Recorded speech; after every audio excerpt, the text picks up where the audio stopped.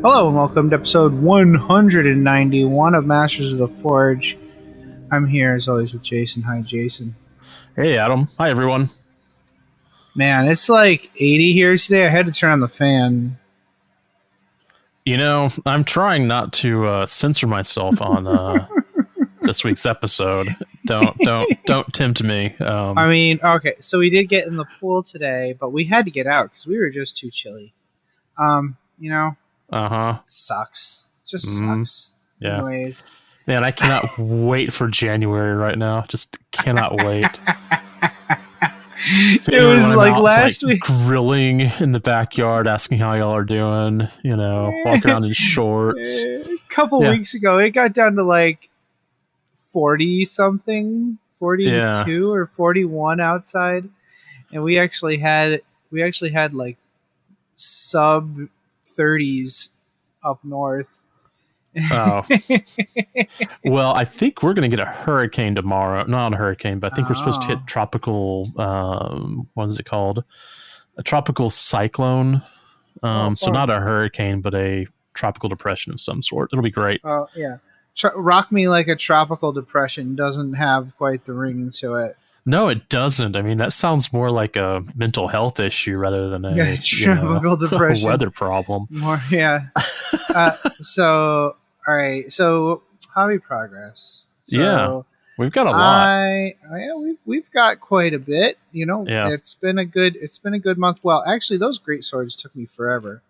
I was talking about them the last time we recorded, and it was a lot. For like the infantry are really starting to weigh on me, I think. So, however, I think it really did help to get to do the energy effects on the great swords. Mm-hmm. I think they make me a lot happier. Now, I didn't do a full hours of blending on each sword. Like, I just don't have that kind of time in my life. Well, how many swords do you have? Like 30? 20. Oh, 20. 20 still, that's a lot of time. There's no... Yeah. Ain't no one got time for that. Yeah, so I did some blending on them. I did it in an evening, right? We watched a couple movies. I think we watched Critters that night, and Did we watch Critters too? No, that's not when I did the broadswords. That's when I was working on the Titan. But yeah, either way, like we watched Critters and some other garbage trash movie. Oh, I think was that the evening of Blubberella? No, because I missed that one. Well, hold on. Oh, it's a good. I did not attend that one, but I don't know if I missed it. It was not okay. Don't watch this movie. Actually, do watch it. It's amazing, but also terrible at the same time. It's one of those things where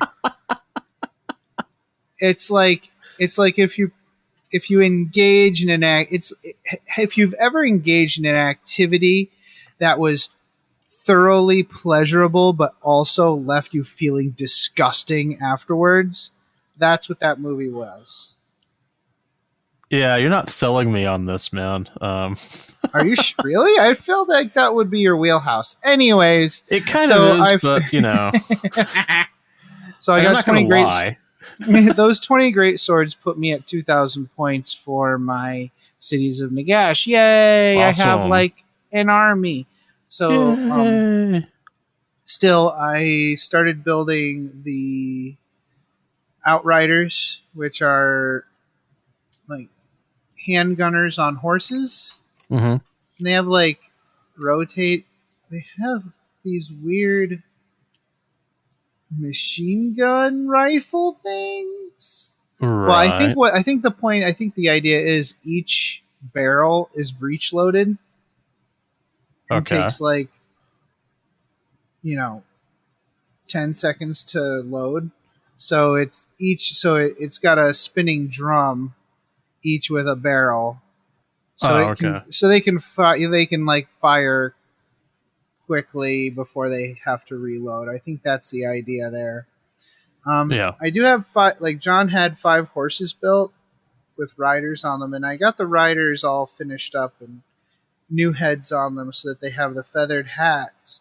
But I realize I do still have some Blood Knight horses, and I almost feel like I should have at least one of these models on a Blood Knight horse, especially if it's maybe the undead rider. So I'll look at that. I might swap out a horse here, or just do a sixth one and say whatever. Whatever, that's fine. Or I could also do a squad of pistoliers. I'm not sure. Yeah. But we'll see. We'll see about that. Right now, I'm focused on the Iconoclast. I picked up a War Master Iconoclast for Adeptus Titanicus. Yeah. I sold some stuff, and I was able to pick that up at Flipside at a tournament I went to. So that model is really just a little bit smaller than a regular knight, correct? Yeah, he's a big boy. Yeah, it's still good size. Okay. He's a big boy. He's cute, and he's got lots of plates, lots of panels. The shoulder guns you can either pick the Apocalypse missile launcher array, or you can choose to slot in a bunch of different direct fire weapons. So I chose to just say screw it on the Apocalypse missile launcher array, and I'll just be able to slot in 4 different weapon options in the shoulders. Refresh my memory. How are you painting your Titanicus stuff? I for whatever reason, I'm doing Legio Krytos. Okay. So it's like a ocean blue-green color and white. Okay. All right. I'm doing gold trim, so I sprayed the body with the Leadbelcher spray, and I left all of the armor panels on the sprue. Oh, okay. You're painting them from there. Yeah, I spray paint the plates on sprue. Now, what I do is I'll clip the connection points on the kind of the part that you're going to see. Okay, so the only places it's connected are the plates you either won't see or see the least. So it's not a big deal to clean it up after. Okay. So I did actually manage to get it posed differently. So there's definitely a leg pose that is intended. There's pegs that are not circular in shape, so it can be put together easily by a normal human who doesn't hate themselves or hates themselves less. Right. Or you can choose instead to clip those pegs and pose the legs in a way that you want to. Okay. And it's possible. So you would think that the toe pistons would be bad. So when you do some of these resin models, some of the Titans, some of the pistons, you have to be a little careful. They do make the pistons all long on those. So they're all clippable. In fact, you have to clip them no matter what position you put them in, because they're all kind of almost the maximum length you'll need them to be, depending on where the toe is. Instead, for these Titans, the toe pistons are connected in a channel on the leg, and they can be placed either anywhere along that channel, depending on where they are on, in the elevation. So you can literally put them anywhere, which is nice. Pretty cool. So I have one leg stepping forward and another leg pushing back like it's at a full run. Now, there is one RIP situation here, and that is I definitely lost one of the Void Shield, one of the 10 Void Shield, one of the 12 Void Shield generators on top of this model. It sounds like an Inquisition joke. 3, it's 4. just gone. Yeah. It's just gone.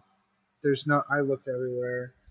So, RIP Void Shield generator. RIP. Okay. I guess he's so BA that he doesn't need a void change. Nah, it's what you can make like damage or add a giant pennant depending on what size it is. Sure, yeah, that's true. You could do that, it's actually just a very small piece. Mm-hmm. So I think people are just not going to notice, and that's probably fine. not. Yeah, it's not a big deal. So what I have next is what I have left on my hobby bingo. Yeah, what do you have left? Anything? I have, as far as units go, I only have 2. 2 units of 2+ models. Right. Which definitely this unit of cavalry for the cities of Nagash will definitely count for one of those. And I also have a couple units of Free Guild Guard that I want to do, some troops. So those will fill, I guess, any model. The center slot. Yeah. And the other unit of 2+ models.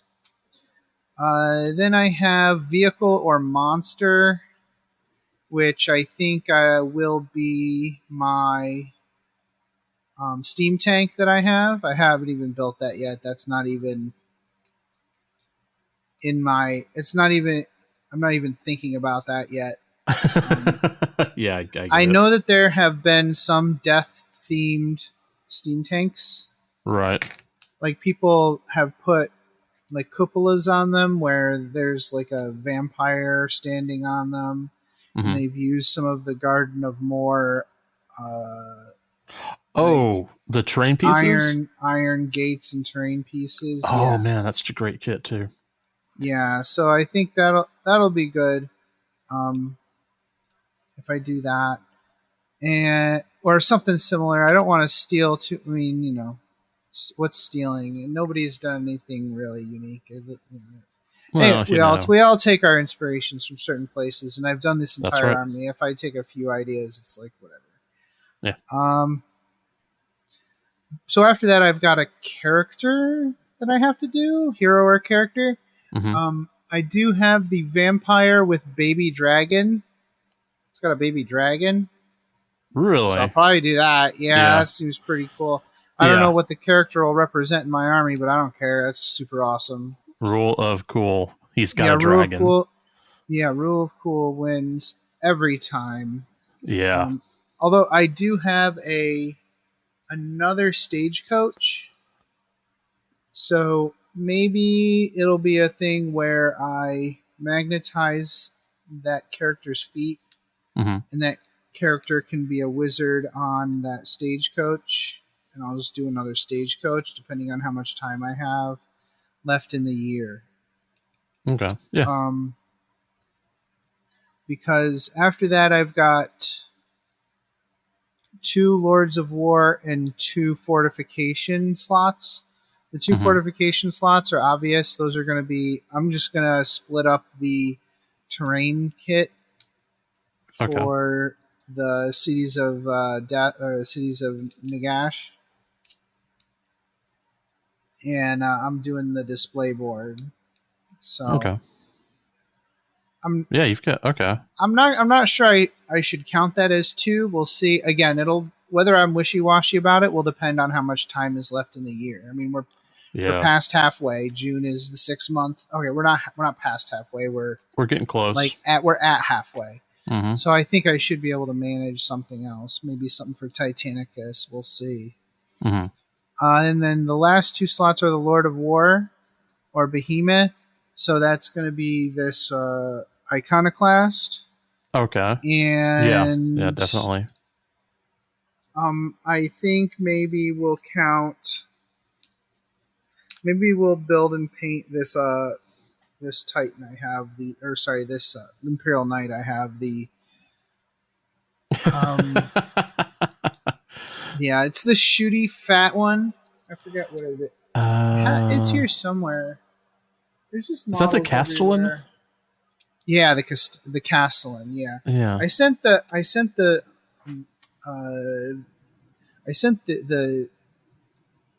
harpoon gun to Dustin because I already have one with a harpoon gun, and having two would be just idiotic. Yeah. So I sent those to him, and I'll good. make a Castellan. I don't have a Castellan yet. The only problem with that is I have to find another dragon name, and that's just annoying. I don't know. Oh, we had that discussion, didn't we?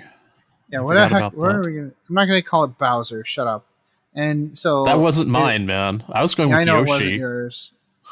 Again, no, thank you. Okay, come on, man. He's a green dragon. I mean, I understand that I'm all for jokes, but there's just that's a little bit beyond the pale even for me. So okay. Just checking. Yeah, I see that you are planning for mini wargaming. Yeah, what's happening? So we've got our dates. We're going to be going in the second week of November. Nice. Yep. And Tucker's organizing it all. Thank you, Tucker. Yeah, thanks, Tucker. Bring me some dice. Right? Or something. I don't know. I'm not sure what we're going to be playing exactly. They ask what systems you want to play. Yeah, I've got... You said yes, I bet. Right? Yeah. Well, they play a lot of stuff. Yeah. I mean, mainly they really need...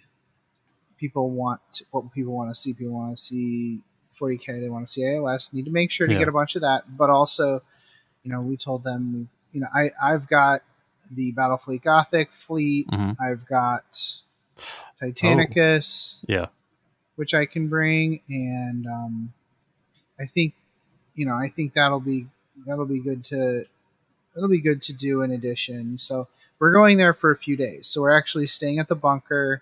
We're going to be staying in the rooms and stuff.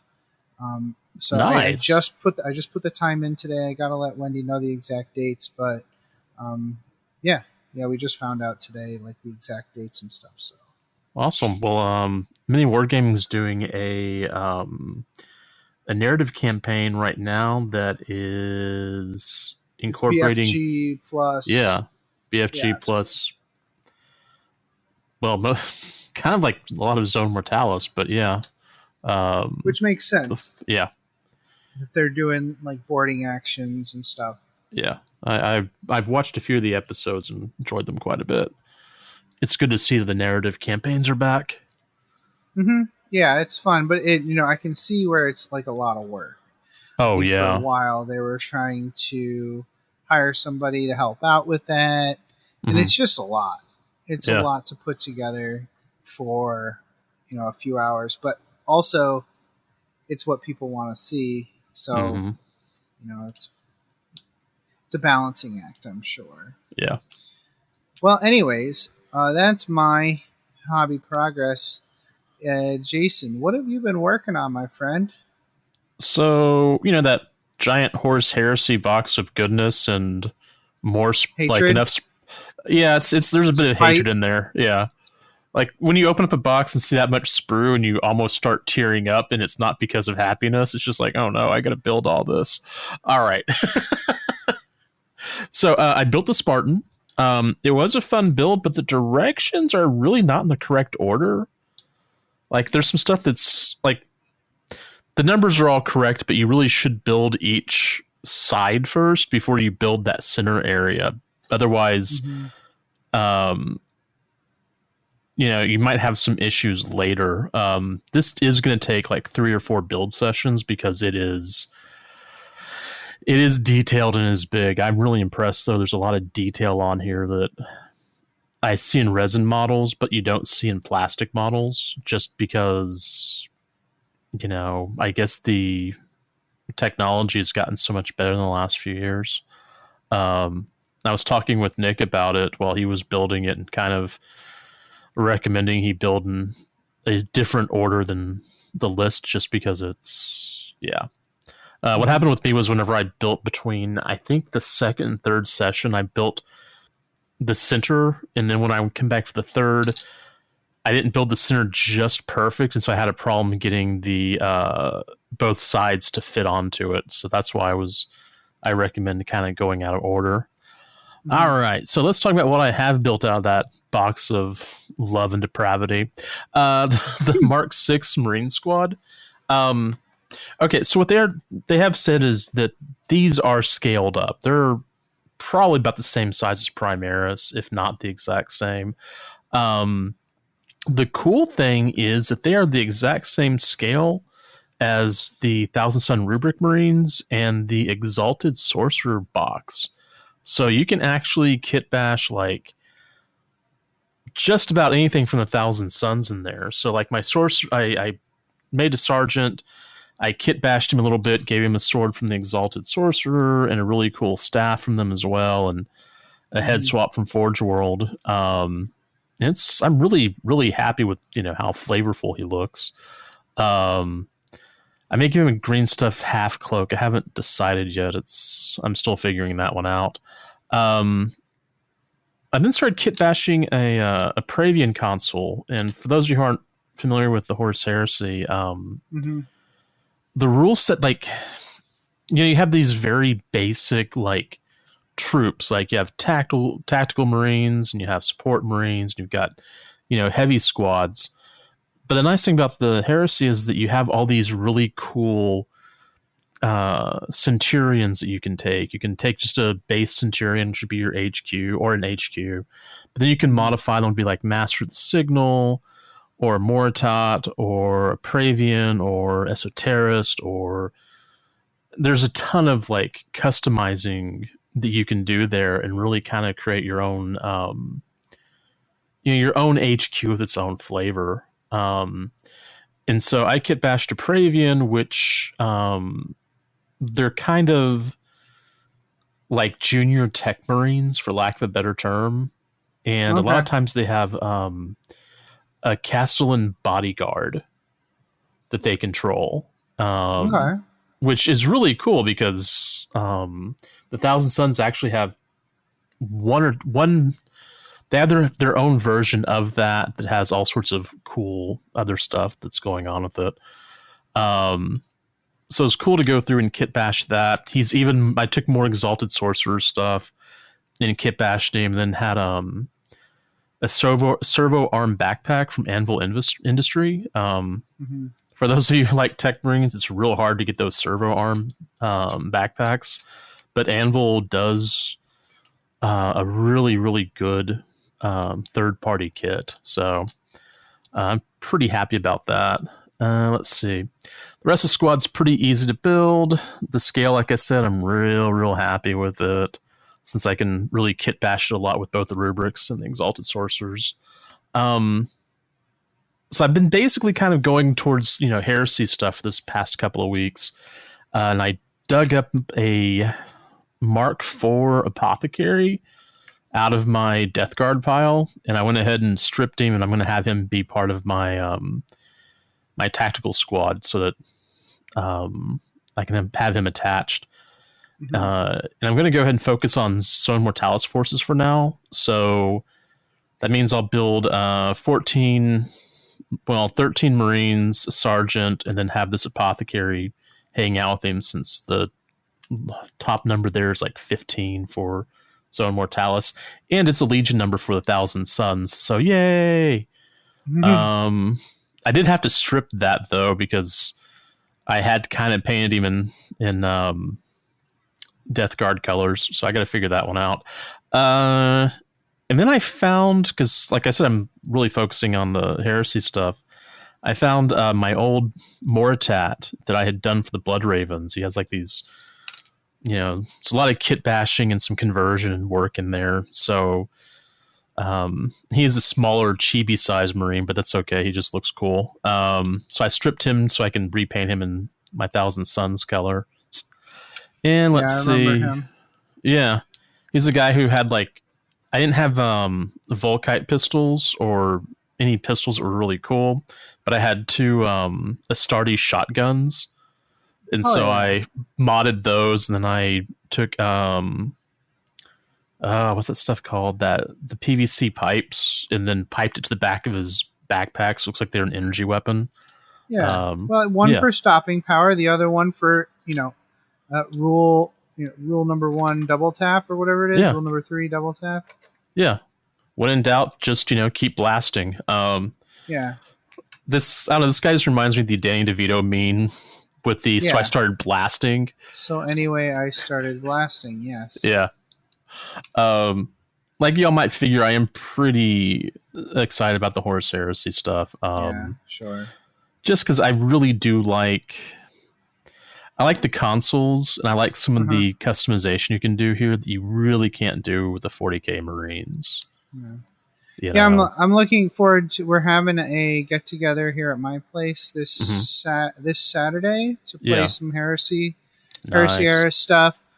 Some folks will be playing the actual Horus Heresy. Some of us will be playing Titanicus. I think it'll be a really fun time. We're going to do some grilling or ordering pizza. I'm not sure what. My suggestion was that we should get a meat lovers pizza for the loyalists and a pineapple pizza for the heretics. And nobody really latched onto that idea for some reason. I mean, Mike said he's coming to pick up his shameful pornography that he's been sending to my house from Japan. Okay, well, we'll leave that alone. I don't know. I'm sure No, we opened it. We opened one up. We did it. We did an unboxing. It's perfectly normal. There's nothing too weird in there. Not too weird. I'm just thinking for the meat lovers pizza that should be given to the world eaters, just because or anybody who's running Angron. Yeah. All right, so that's basically my hobby. First for I know you're really sitting on thinking about Heresy, but did you see the Curseling model from the new Age of Sigmar starter set? No, I did not. Put it in the chat. It's freaking awesome. Let's see. It's this chaos. It's this Tzeentch Chaos Warrior with a sweet curved blade and feathers going up its back. But but it's got like this other body coming out of it. That dude is cool. Holding a staff, and the feathers actually go up into the other creature's head. It's so creepy and weird and awesome. Yeah.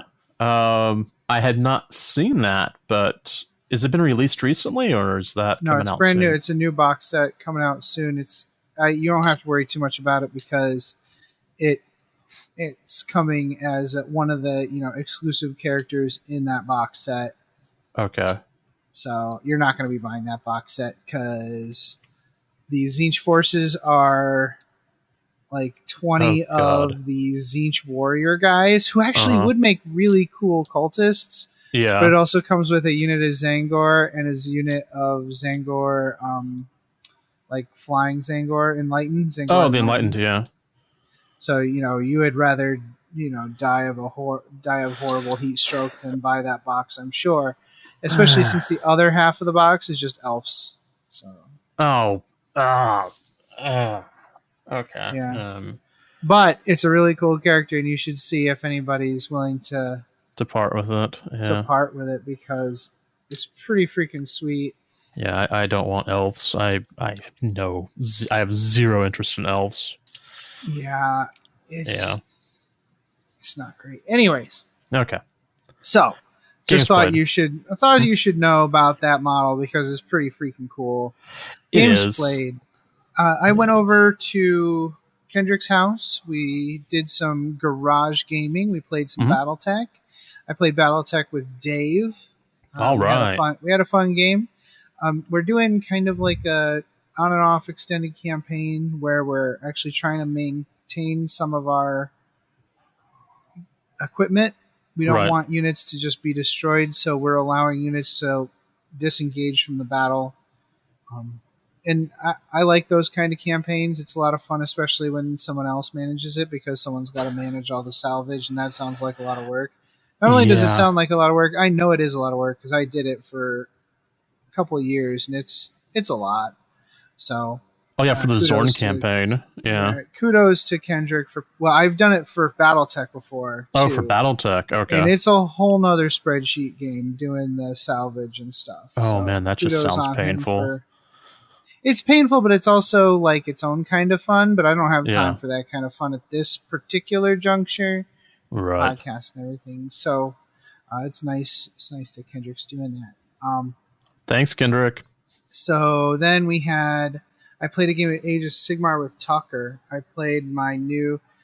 The Great Swords weren't quite finished yet when I played him, but they never actually participated in the battle either, so that's fine.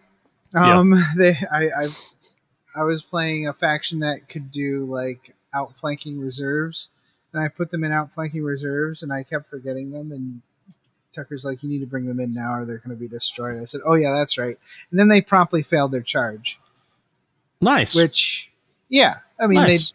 I forgot about them. They should forget they wanted to stay till turn 4. Yeah. Like, how dare you? How dare you make us come out? And that was a fun game against his ghosts, which is a cool matchup because my Sigmar army they like revere Nagash and they think he's super cool and they worship him, which some undead factions my army would work with, but the ghosts, the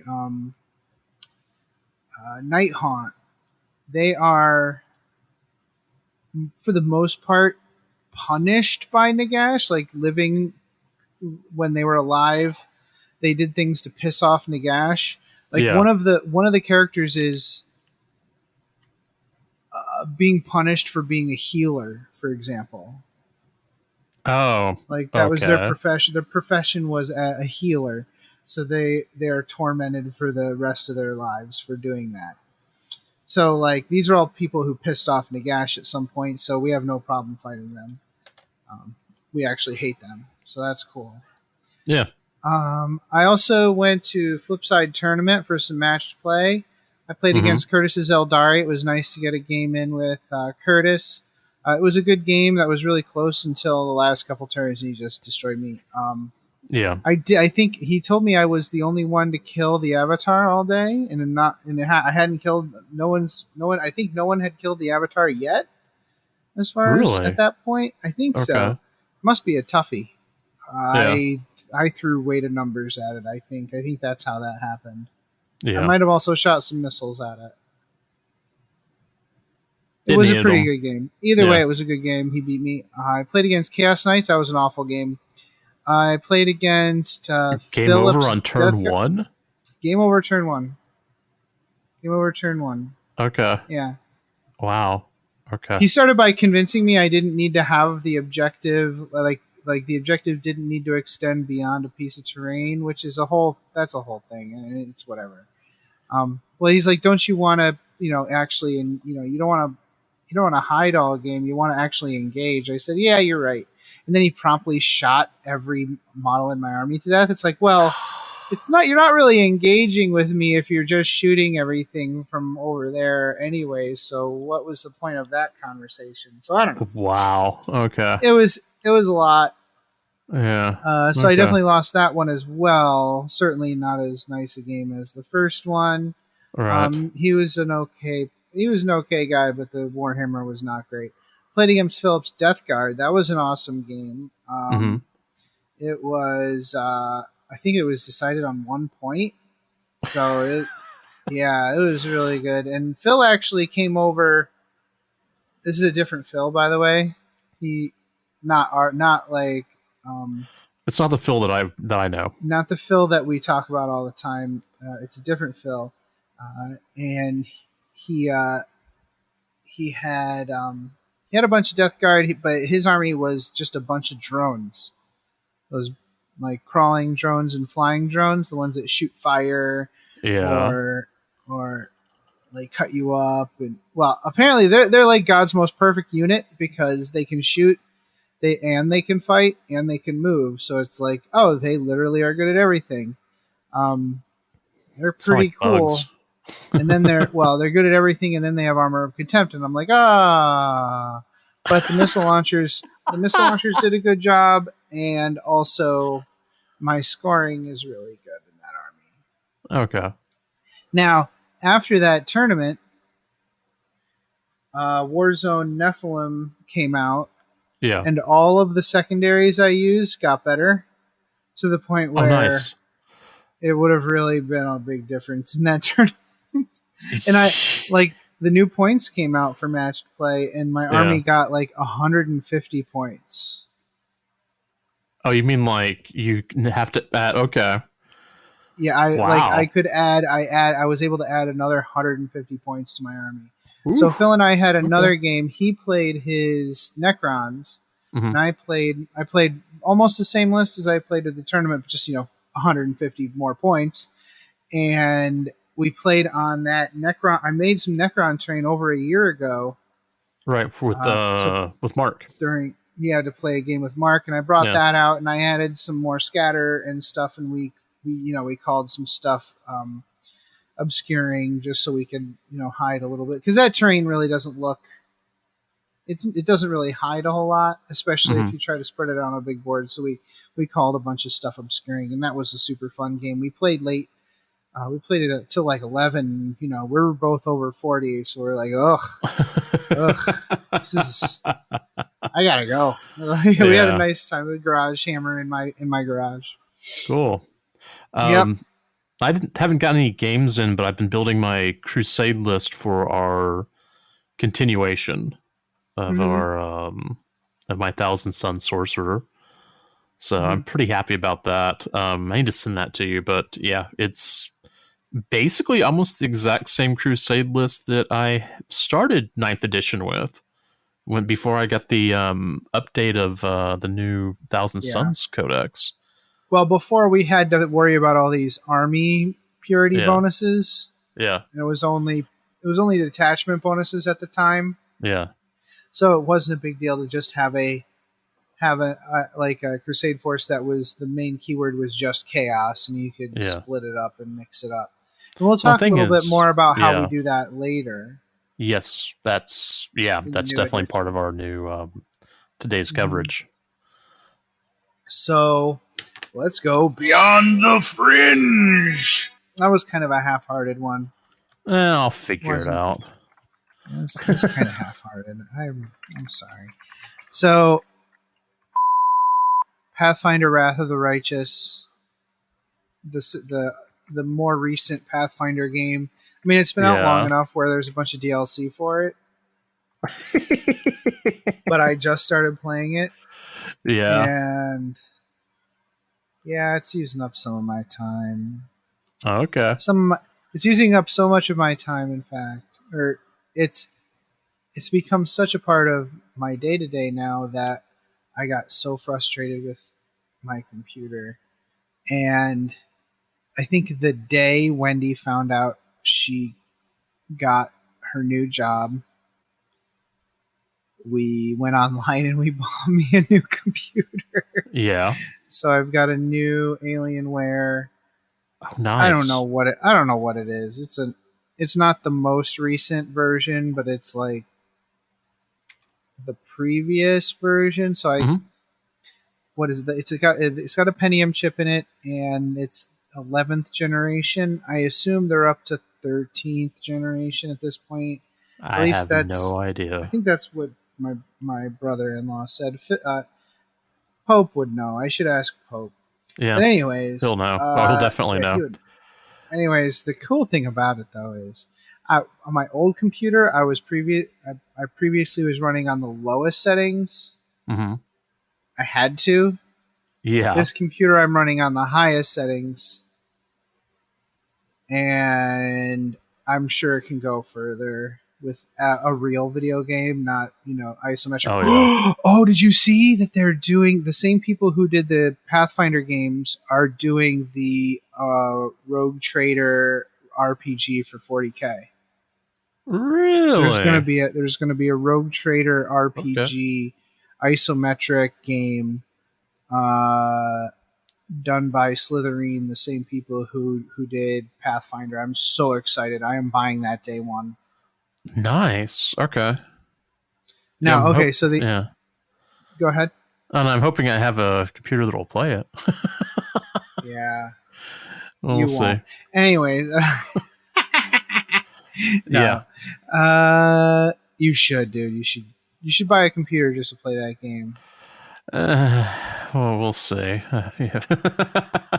All right, so Anyways, mine will go on to mine. Oh, I'm not quite done yet, Jason. Oh, you're not done? Okay, go ahead. One last fact about this computer. Okay. It's got a mechanical keyboard. Oh, yeah, I heard you. Yeah, I saw that picture. Wendy is so mad. She's so mad. Click, click, click, click, click. Oh my god. I've never heard of such a thing as a mechanical keyboard on a laptop before. Right? It is just the best. I'm so excited. I told you I found a mechanical keyboard in surplus. Like they were trying to get rid of it, and I just walked off with it. And I've connected it to my laptop, and it's nice big clicking sounds. It's awesome. Bracka. Oh, it's so great. So anyways, yes, what's your Beyond El Fringo? All right, so I am continuing my nightly walks because it needs to happen. And I went and bought the Lord of the Rings walking challenge from the Conqueror series. Hell yeah. I'm currently on the first challenge of 5, and I'm doing solo challenges, which are shorter. I don't have to do the full 1,700 or 1,800 miles. I am doing it with the other app, but it's been nice. I did have to buy a new pair of shoes because the other night I kind of wasn't paying attention to what I was doing, and I was actually helping do trap, neuter, and rescue or cats on campus. I ended up walking 9 miles. Nice. Yeah, and the next morning it felt like I had broken both ankles, and I was feeling closer to 80 rather than than anything else. So yeah, I've got new shoes that actually were just delivered 10 minutes ago, so I have to go pick those up in a little while. Nice. Also, Ozone Elements, which is one of the programs I use to do mastering for our podcast. I'm really digging this program. It's really great. I can do compression and EQ all in the same thing. The problem is that I am who I am, and I like to tinker with stuff, and I forget what to write it down. Yeah, and so there have been a couple of times where it's taken me longer to edit and master the podcast because I didn't write down my stuff. So you gotta take notes. Always take notes. Yeah, I'm really annoyed. I mean, I could go back to my old project files and dig it up, but yeah. Anyway, that was fun. That was entertaining. Nice. Yeah. Nice, dude. We've got quite a bit on Astro. Go ahead. Oh, I was just saying, I'm doing some. I've been doing some hikes too. Yeah, I've seen that. You've been doing some of those cold weather hikes. Yeah, whatever. Well, actually, on Sunday it got up to 90 something, but it is 90 something in the shade, so no big deal. Yeah, because nice. Okay. But I'm glad that you guys are doing those walks. Yeah. While Jason thinks about the ways he'll destroy my soul. We have some stuff for the Astropathic Communique today.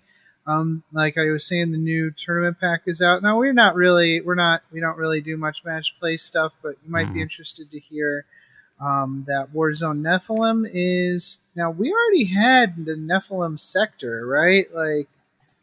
At the beginning of the years ago. Didn't we? Yeah, at the end of the last edition, at the beginning of this edition. Yeah, I guess we're just gonna keep battling it out in that area. Okay. Yeah. Well, anyway, yeah, it's got the Pariah Nexus in it. Yeah. I still want them to go through and do Warzone Ghoul Stars. I'd be totally all over that.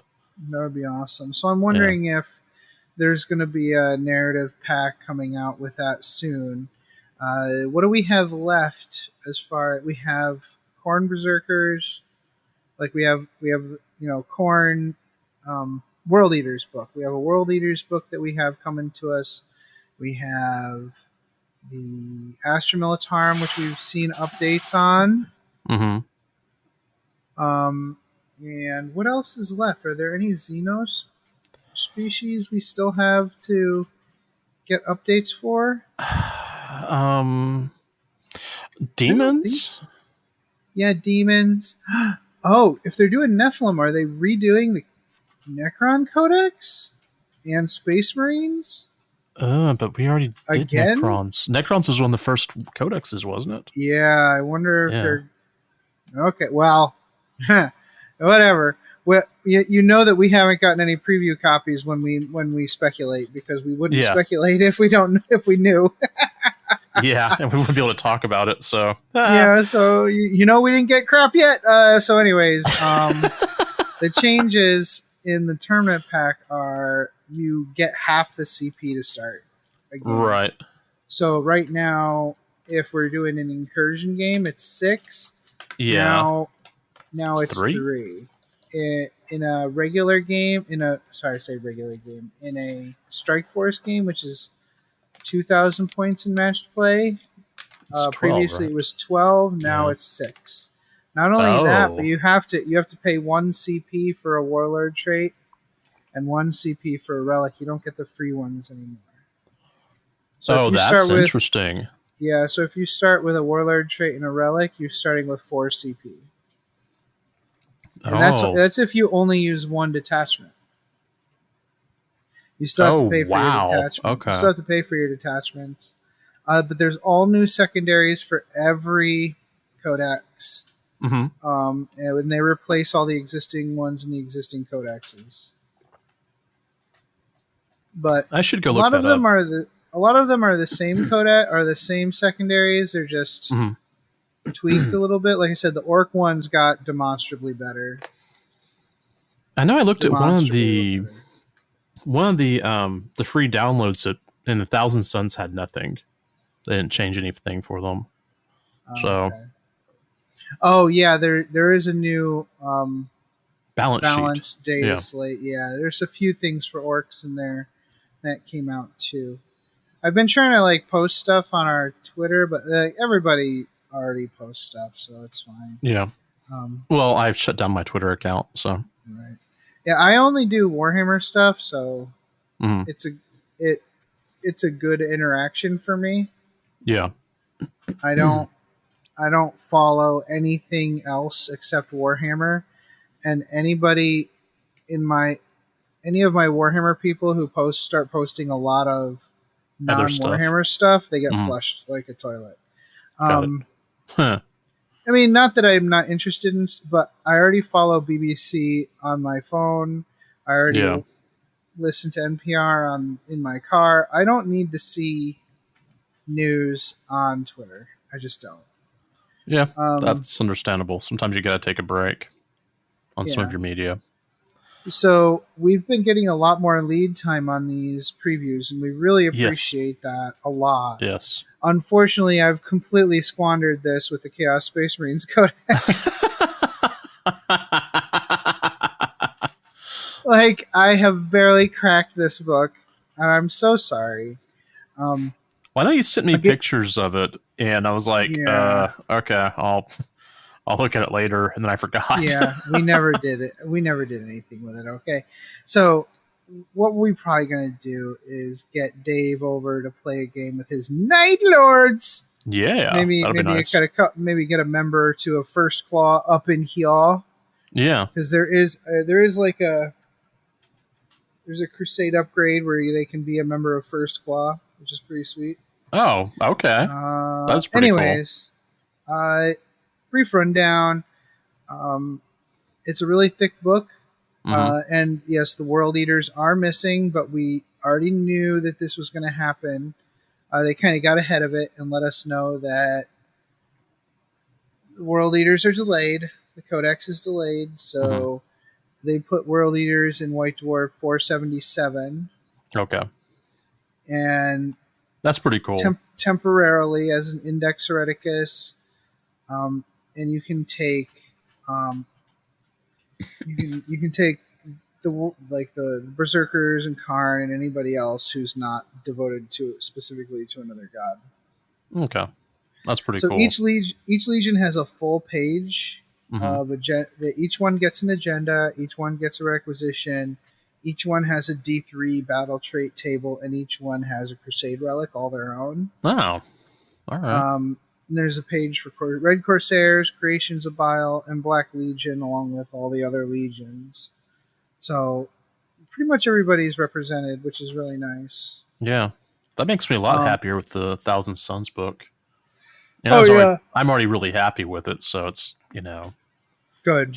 Makes me happier that it's like, yeah, they had enough stuff to give the Thousand Suns that they justify their own book. So Yep. Yep. And then it also includes chaos boons for all 4 gods and a lot more. There's a lot more to the Chaos Space Marine Crusade section, and we'll do an episode on it before too long. It's just other stuff. Yeah, we have time. So the White Dwarf 476 had a really interesting Crusade section I wanted to talk about. It's about how your Crusade force falls to chaos. So in 475 they had this thing. I'm kind of giving some stuff away here.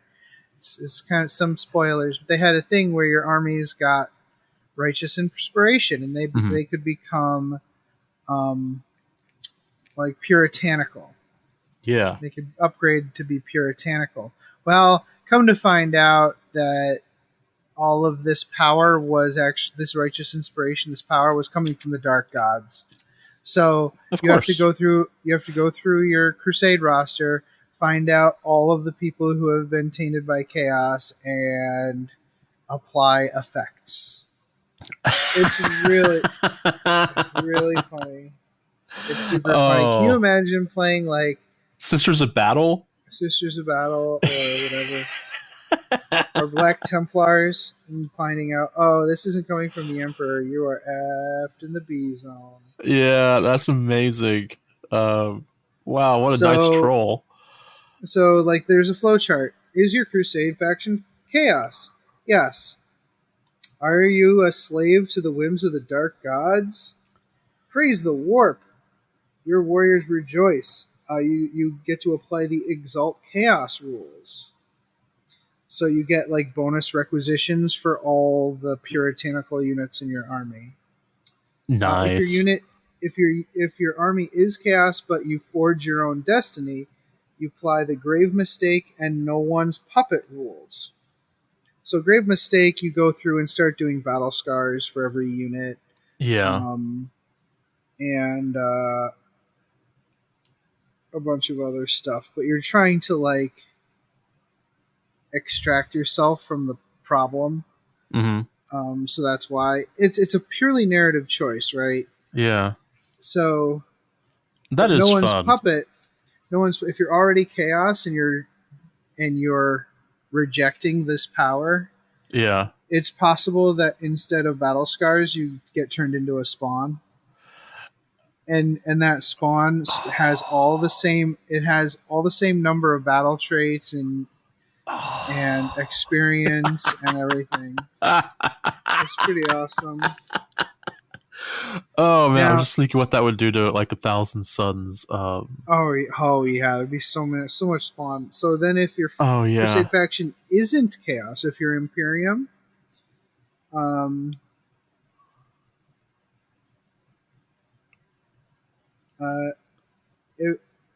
if it's not chaos, then you check to see if it's Imperium. If it's not Imperium, you're like an alien species, right? Yeah. And you just do the grave mistake where you're like, oh yeah, now I'm losing all the bonuses I got in the last stage, and I'm getting a bunch of battle scars. Yeah. Now, if you are Imperium, you ask yourself, are you a true and loyal servant of the Golden Throne for the Emperor? So you apply the grave mistake, and also you do repent now. So and if you're not Custodes or Grey Knights, you could get the a reduction in leadership, and the mark of shame battle scar, which you can erase from your Crusade sheet if you kill a chaos unit. Okay. So they can start to redeem themselves throughout the campaign, which is really cool. That is cool. Now, I like the other one. Yes, everything I have been told is a lie. And apply the embrace damnation rules. And you essentially transform your entire army into chaos. Nice. You start removing units one at a time and replace them with chaos units. Well, I mean, depending on your army, you could actually keep all the same models, I guess. Just, I don't know. Yeah. I guess if you're playing Imperial Guard, then it's like, hey, I guess you're now Chaos or Renegade and Heretics or whatever. That is cool. Yeah, I mean, you could do Cultists. It says to use your better judgment. You know what makes sense for you. Yeah. And for your army, and it's all just it's really interesting way to go. I really like it. I think that's really neat. I think it's something that was missing a little bit, but there was really no other place to put it except in White Dwarf. So, again, White Dwarf adding value added. That's right. That is pretty cool. So there's also some Sentry missions and Kill Team. And 477, as we discussed, has World Eaters and Zone Mortalis for Horus Heresy, which you've looked at that, right? You were saying earlier that you were... Or were those the old rules that you were thinking? Those are the old rules, but I asked, I think it was Tucker. Was it Tucker or Nick? I don't remember. And they confirmed that there's still 15 unit squads. Okay, I do have, cool. I think I have that issue. I think it came in. I need to go double check. 477. Yeah. I'm missing 475, so I'm going to look it up. Yeah, I sometimes get mine in late, or I mean, just they come in at weird times. I never know. Yeah, so. I just love the idea of going through that part of the campaign and then hoodwinking everybody. That is pretty good. They're getting something awesome, and they just like, oh, by the way, you're tainted by chaos. That is an amazing mechanic. Love it. And just an FYI to all of us more casual players out there, again, there is a balanced data slate for matched play if you're doing matched play, open play stuff. And there's also a content validity update that they posted, which tells you all the stuff that's out of date. Okay. So that's pretty cool. We have a bunch of stuff from the Pariah Nexus campaign thingy. Oh, yeah. And so just go through that and see what's been superseded. Also, some of the stuff that was in White Dwarfs recently, like this World Eaters book is gonna, or this World Eaters index is gonna be out of date before too long. This is just a stopgap. Oh yeah, well they had one for the Blood Ravens too. Yeah. So anyways, I think that's it. I'm looking forward to seeing what people do with this new Chaos Space Marines book, but I'm really looking forward to seeing what the next campaign book is going to be. I wanna get my hands on it. Hopefully it'll be soon. All right, Jason. Well, let's take a quick break, and we'll come back and we will talk about Rift War. Greetings, mofos. Are you out of George Dickel number 8, staring at a broken chess machine? Well, don't want to spend the rest of the year tied to that couch? Well, why don't you head on over to the 1 Hour a Night Facebook page and see what exciting stuff is going on there. It's a place to post all your daily progress in the hobby grind, as well as receive and give positive feedback. Also, there are usually a few interesting challenges going on. That's right. All you have to do is search for 1 Hour a Night on Facebook. That's numeral 1 Hour a Night, all one word. Blood serum tests will be administered prior to approval. Se til helvete og kom dere vekk. Det ikke bikkje, det en slags ting. Den imiterer bikkje, men det ikke det. Kom dere vekk, idioter! What he said. Welcome back. So as promised, we have Tony with us. Hi, Tony. Hello. And welcome back to the show. Tony is one of the folks over at the Narrative Wargamer podcast, and mainly right now we wanted to talk about how the Crucible Crucible. Thank you. Crucible of War event went the one that Tony came out and talked about a few months ago. Yeah, Tony, I am super impressed with how that event looked and the pictures. But as usual, I don't think that the pictures would tell the whole story. Yeah. And again, I'm very interested in how that event went and, kind of what you learned from it. So why don't you get the listeners up to speed on what the event was supposed to be, what your vision was? Yeah, absolutely. So the Crucible of War basically has been the accumulation of about 3 years worth of podcasting, really. Mm-hmm. It's kind of proven to be sort of like my vision for my way to play 40k and the way that I've wanted to encourage other people to be able to have that Mm-hmm. experience. So as part of, the Narrative Wargamer podcast, a lot of the stuff we've been talking about over the last, 2-3 years has been all things that are sort of like official Games Workshop releases and publications, but relating to, narrative missions, scenarios, environment rules, stuff like that. Mm-hmm. And the Crucible of War was me bringing all of these components together for a one-day event. And it was a huge success, and people really enjoyed it. And as I say, you've seen a couple of pictures in the sort of various Discords where it's been posted and over on my Instagram and so on, and it's had pretty much universally positive feedback. Awesome. And so yeah. So you had narratively themed battlefields with narrative like terrain features and environment effects, and those battlefields had narrative missions tied to them, correct? Correct, yeah. So the way we formatted the event was that basically everybody more or less had a unique journey on the day, because we had missions and environments set up on a table by table basis. Mm-hmm. So all, like 16 tables or whatever at the event had a unique mission and environment rules, which were themed to that table's terrain and, general setup. And everyone who played on that table would play that game. But everyone obviously would be playing all these different games throughout each round. So it was a free game event day, and no single person ended up playing the same set of free missions as anyone else. And that's cool. And the various missions were taken from things like Crusade mission packs, legendary missions from the Warzone supplements, some of the Flashpoint series from White Dwarf. So they've all been sort of like handpicked by myself and paired off with theatres of war that represent things like lava fields, rock slides, dust storms, flooding, even Tyranid, flooding.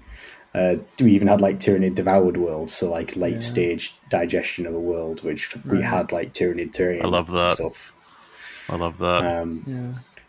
And it was great. I mean, a definite shout out to the venue, which was Tabletop Events. Like, the reason why I chose their venue was because of the terrain they had on offer and the honestly sort of like spectacle that their boards were able to provide. It was more so than just a local gaming store putting on 16 tables of L-shaped ruins. Like, the big advantage they had is the fact that they are a event venue. That's their business model. They're not a local gaming store that puts on events. Their whole thing is they're just a venue for hire for different wargaming stuff. So all their time and effort goes into facilitating that as best as possible, and it shows. That's awesome. I wish that there could be something like that here in the States, but I think that the travel distance for like the population density in the United States is not so great when it comes to being able to have that kind of venue. I think in North America, I think the closest thing right now is I think Mini Wargaming is trying to do that with their event space. But yeah, it's very much a one-off type situation here. Not that people don't have great terrain. Like I talked about this last time, where we have a very similar. They haven't run it in a few years, but Astronomicon does the same thing where they have specific terrain, specific missions, specific rules and stuff for it. I think the year I went, they said, "Hey, does anybody have a battlefield that would be good for that would count as like trench, like a trench war?" And just so happened that my buddy John had actually cut and made an actual trench battlefield, and I loaded it onto the back of my Toyota Tacoma, and a trench basically drove on top. Like I put a tarp on it. So like an actual trench, the 6x4 trench battlefield drove from Albany, New York to Toronto. It was pretty funny. But yeah, having done that event, I can imagine like the next level that you guys brought to the format, especially considering all the great rules that GW has come out with that we can kind of use as a basis for our own fun stuff that we come up with. They've made it a lot easier than they in the past, as far as I'm concerned. Yeah, I mean, that's part of the reason why the Crucible of War came together as it did, because, I have been playing this hobby now for like close to 25 years. And, in that time, it's funny how I don't think there's been a better time for there being support for narrative play from Games Workshop themselves than sort of the lifespan of 8th and 9th edition. And it just continues to grow. And it's a shame that despite that, it still doesn't get a ton of sort of like publicity or attention, even from, like Games Workshop themselves, to be honest. Yeah. No, you're not wrong. You're not wrong. It's a little thin. I think they just announced like the particulars for their North American tournament circuit, like conclusion, which is a narrative themed thing, because they get all the winners together for their own like 8-person event or whatever, and then everybody else comes to do the big narrative thing. That's like $300. I'm sure that the cost is attempting to offset whatever crazy other stuff they have going on, like as far as like terrain and all that. Whatever it's moving on. All the employees that they probably need. If they're doing like really narrative, interactive type stuff, they need a lot more employees to help GM that, right? Yeah. But the way you did yours was more, it's more Crusade type focus, right? Like each mission is set, and everybody kind of has the same mindset. So some of the things that I found that I sort of learned from this experience and that I got some feedback on, again, in a positive way, was that, so for one thing, we didn't play as a Crusade event, not in this instance. There was no like progression between games. There was no Crusade tracking for the armies. We were just using a lot of Crusade missions from the mission packs as the source material for the missions. And that wasn't for all of them, but, a good number of. I think every mission pack, with the exception of the Planet Striker multiplayer ones, were represented. Although, fun fact, I did actually have one of the multiplayer free-play missions ready to go if I needed it. Right. In case we had, because I didn't want anyone to end up having a buy in a narrative event. So if we ended up in a situation where we had an odd number of players at a given round, I was going to volunteer up the option to players who wanted to join in a single free-player game for that round. Yeah, that would be cool. Yeah, that sounds like fun. And I'm not saying like progression Crusade. What I'm saying is like some narrative events are very game mastered. Yeah, so yours really wasn't, right?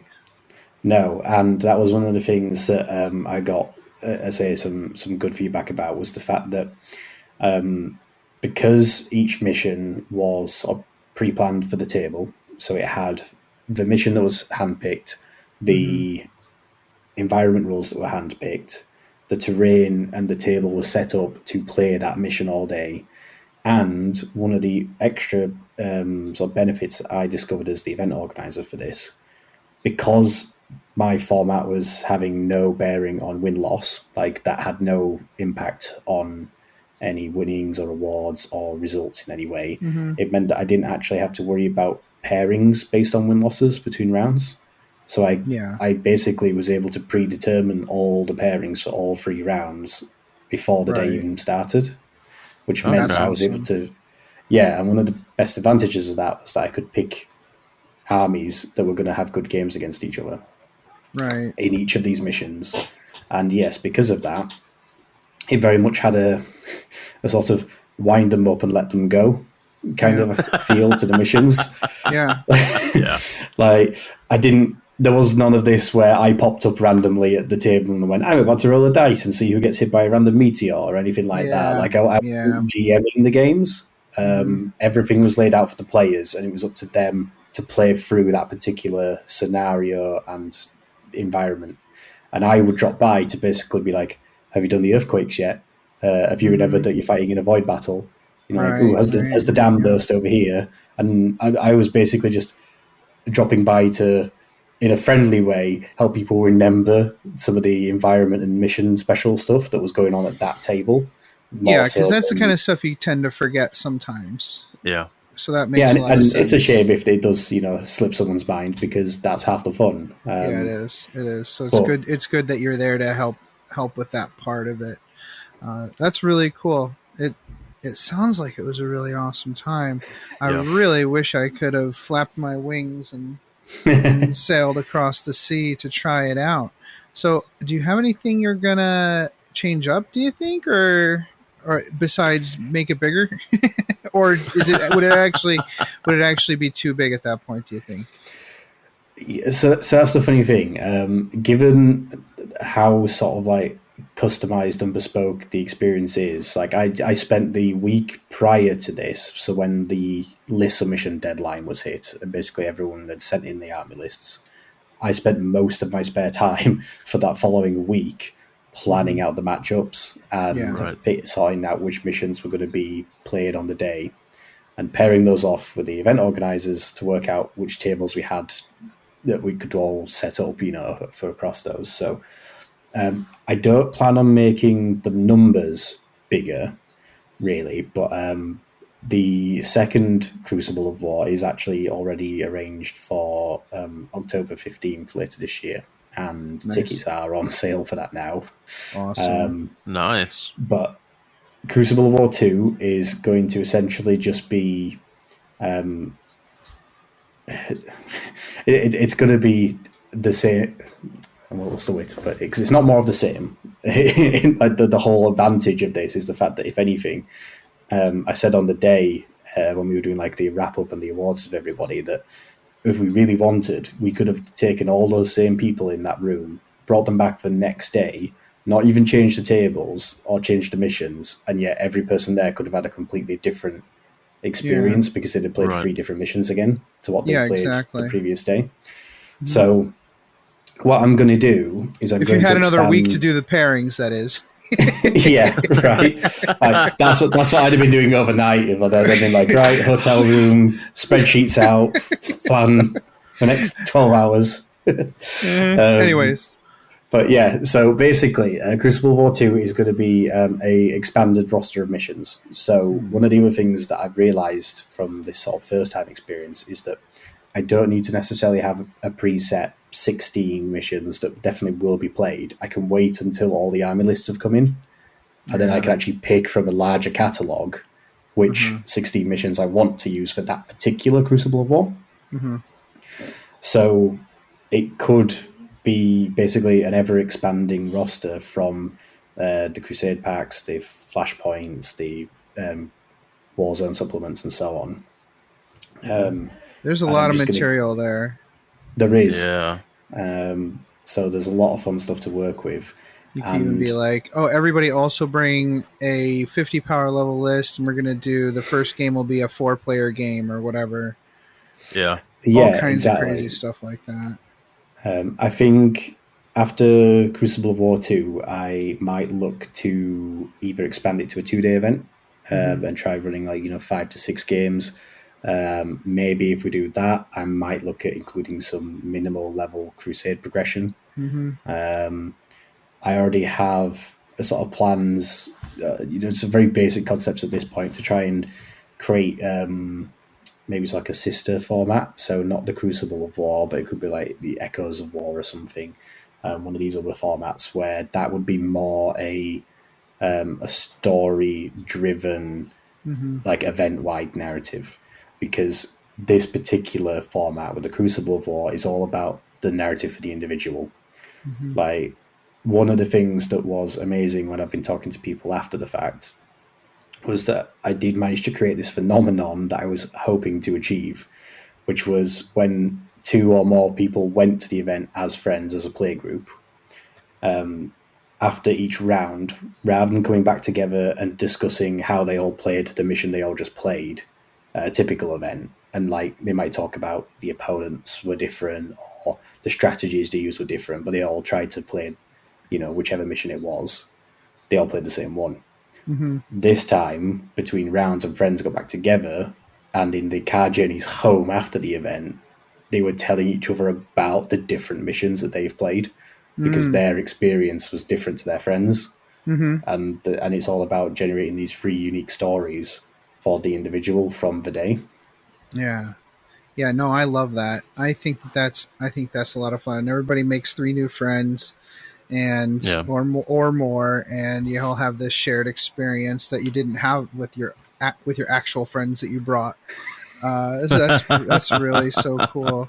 Yeah, what you say about doing those pairings ahead of time is so cool, because you can say, no, it won't. We're not going to have Crimson's Fists versus Imperial Fists. We're going to have Crimson Fists versus Orcs. And that Imperial Fists versus Iron Hand, or not Iron Hands, Iron Warriors. That's what we're going to do. We're not going to do this other nonsense. This was one of the brilliant little surprises, even for myself, that was able to be achieved because of the fact that, again, win-loss had no bearing on the event format. So pairings could be whatever I felt they should be to create fun and engaging games. And across all the games that were played across all the rounds all day long, every pairing was a in-universe thematic match. So there wasn't a single Imperial versus Imperial game, and there was no Xenos versus the same Xenos game.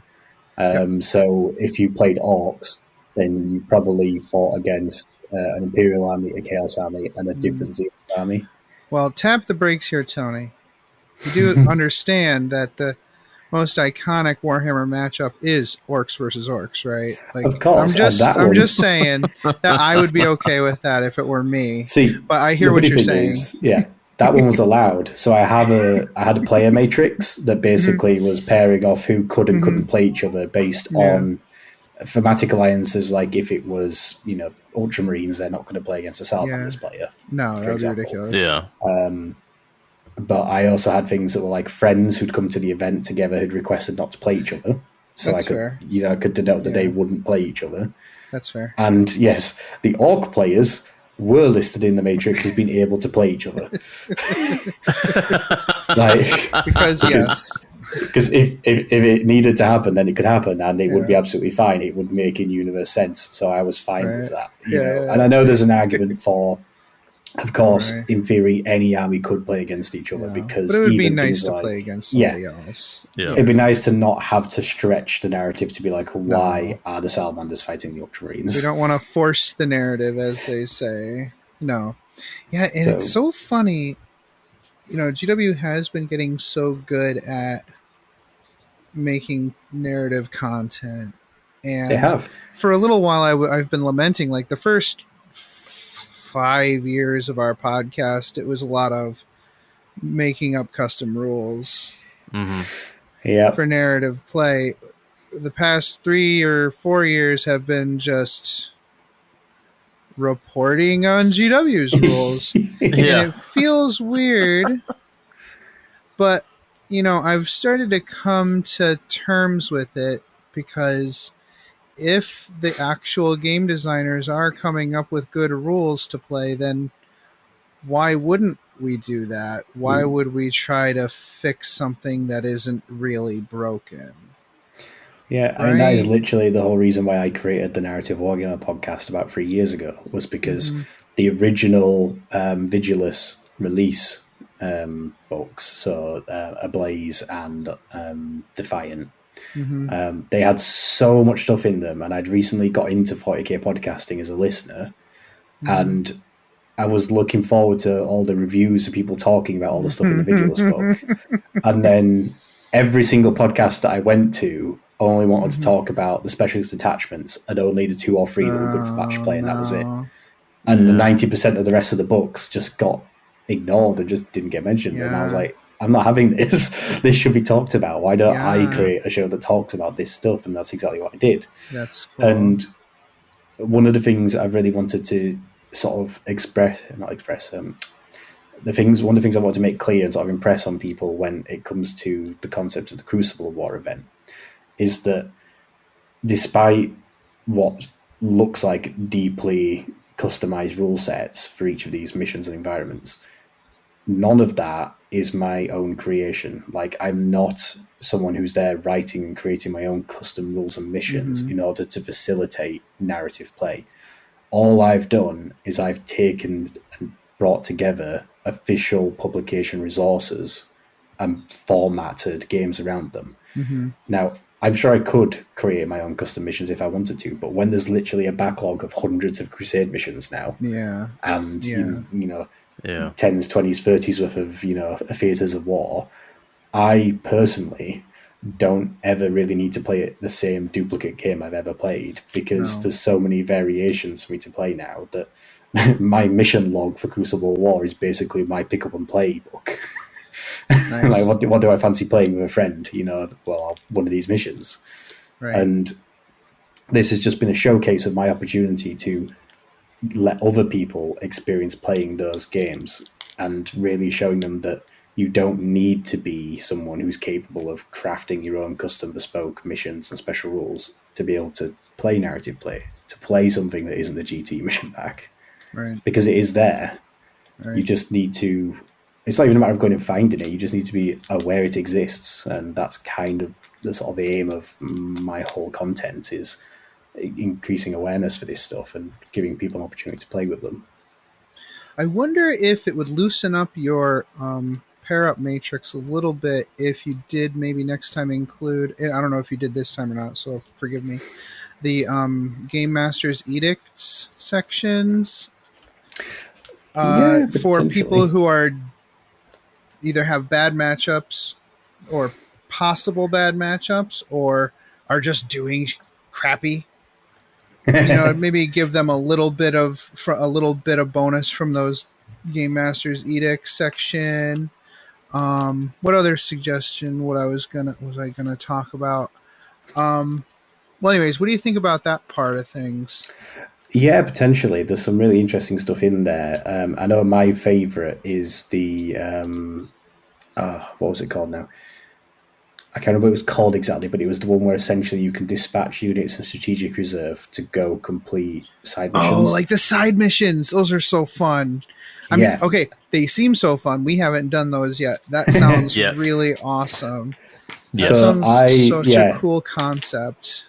It's funny because I've basically played with like the proto version, which is the Theatre of War where you use the dam busting mission. And as part of that, you can dispatch strategic reserve units to help increase your rolls against the dam. I've played with that one a couple of times and it's great, and it was one of our feature matches at the Crucible of War this time around, and the people that played it loved it. And that's cool. So perhaps bringing in, where I feel appropriate, the elements of you can put units into strategic reserve, and if they complete these missions, then you tend to be hampering your opponent's command point generation in some way. but yeah, things like the preliminary bombardment system. There's concealed positions. Those are the planetary bombardment is literally my least favorite. I hate it so much. It's like see, come on. The one that I really like is concealed positions. The one where it works similar to the way strategic reserves work, in that you pay X amount of CP for X bracket of total power rating for units. Mm-hmm. And as many as you spend, you get to introduce that many hidden markers, like with +2 duds, I think it is. Yep. So you don't have to conceal your entire army. You could just conceal key units if you wanted. Yep. Except for Gene Stealer Colts, who just get it for free. Yeah. So, funny story. We had the most obscure table deployment in one of our missions where at the end of the deployment step, there wasn't a single model on the table from either army. and it was because it was a mission where the defender is defending these drilling rigs. So the battle's meant to be taking place on the exterior of a spaceship, so it's a void battle. Uh-huh. And the attacker has landed on the hull and is trying to drill into the ship. Mm-hmm. The attacker was the Gene Stealer cult player, which meant that his things were actually blip markers. So all the defenders' units were just blips. And the attacker was the Imperial Guard, who were null deploying because they would walk on turn one. Yeah. Like from the edges of the board. So at the end of the deployment step of that game, there wasn't a single miniature on the table. That is so. It reminds me of some very old games we used to play in 5th. That is awesome. So for Crusade, I've been listening to the Badcast. They do. They're very tied in with Crusade coverage. Well, I'm not going to get into that. That's fine, but they're very tied in with Goonhammer, and Goonhammer does a Crusade campaign, like a Crusade event, and they were saying like a lot of the progression gets really fiddly, like the experience and everything like that. I wonder if it would be easier to for an event like that, especially since you're only going to be playing 3 to 5 missions, to just say, okay, you can just take 5 upgrades, or 1 or 2 upgrades after each game. That way everybody gets the same number of upgrades. You don't have to worry about who won what. You just progress that way. Yeah. So again, some sort of top level thoughts. I haven't really distilled it down yet, but my plan to sort of run a Crusade style progression event day is to take a leaf out of the sort of event books for Blood Bowl, because that is a progression based game that's heavily about its progression system that has been running organized events for decades. And you definitely progress faster at an event than you do in a campaign. Yes. And one of the ways that they typically have as a very basic version for like the Blood Bowl stuff is they tend to let you start events with a little bit more starting value than you would do by the book, which again, in a Crusade event, you wouldn't start with 50 power level. You'd probably start with whatever the event is, 80 or 100 or 80, yeah. Yeah. And you would typically, in like the Blood Bowl events, you might get to pick 3 player skills to start your army list with. And then after every game, you'd gain 1 additional skill or stat increase on 1 player. Yeah, it's the same thing. You could be like, maybe everybody gets to start with 1 Crusade relic on a character. And then after every game, you get to have 1 battle trait assigned to a unit, or something like that. And I do think it would be worth rolling maybe for battle scars for all your destroyed units, but if you only have to apply 1 of them, so say you ended up with 3 units that actually got a battle scar after a game, you just have to pick 1 of the 3 and it takes that battle scar. Yeah, that would help keep things balanced. Yeah, you're maxing your increase and decrease by 1 in each direction per game. And you don't have to track it for every single unit then, because I do think for an event format as well, you will probably want to do progression light. Like if you were using experience, maybe you only track it for HQs and then maybe like 2 other key units, like you know, your Gorkanaut or your Meganobs, but you don't need to track it for everything. No. I like that. We've kind of been doing that with one of my lists, but then again, I'm running Thousand Suns. Who cares about everyone who's not the Exalted Sorcerer? So, yeah, as as orcs, I would quite happily track my experience of probably all my characters and, like I say, some of my major units. But I'm not going to be tracking it for every unit of boys or the trucks or the units of Gretchen. Oh, come on! There could be that one unit of Gretchen that is the epitome of all Gretchen that every other Gretchen aspired to be. Alive. That's about all the aspirations they have. It's really funny, Tony. In our Crusade, I was playing the Beast Snagas, and I have a Beast Snaga truck that is actually like I took the squig from the kill rig, and I turned it into a truck. And it ended up with the Beast Slayer battle trait. Oh yeah. So it's literally a Beast Snaga truck. It's really funny. But yeah, I hear what you're saying though. Like every single thing doesn't need it's tough, right? Because as podcasters, I'm trying to like make sure that we actually like try to use the same experience that the book is trying to portray so that people know what works and what doesn't. But at the same time, it would be nice to just do whatever we want. So there's a weird line that we're trying to follow in that regard. Yeah, I always try to sort of make it clear to people what the slight differentiation that I've made is, as opposed to just say, this is how I do it. Mm-hmm. I try to be... Personally, I like sticking to as much stuff rules as written because I think a lot of clever stuff has gone into it, and I do think a lot of like fail-safes and considerations go into these things. Occasionally, odd things get missed, like the fact that technically, you can't have non-vehicle custom jobs in a Orc Crusade. Yeah. Because the requisition that you use to add custom jobs only lets you use it on vehicle units, so you can't use it on the mechs or the looters or the burners and so on. The mech jobs or the But which it's is obviously a whole just separate distinction. It's a weird distinction in that book.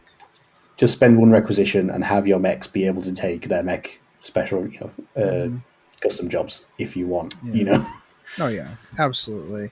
And which is a good thing about narrative play. If you see something wrong, you just that's fine, just fix it, whatever. And some of the local guys have their own separate Crusade thing going on, and I'm trying to explain to them, listen, you don't have to be. He really wants to be by the book. I'm like, dude, you don't. You really don't have to be super by the book. And to the point where he's like, "Wow, my guys aren't on 32mm bases." I'm like, just pretend they're 32mm bases. It's fine. I have a Death Dread, which is it's a converted Victor's Tactical Warsuit.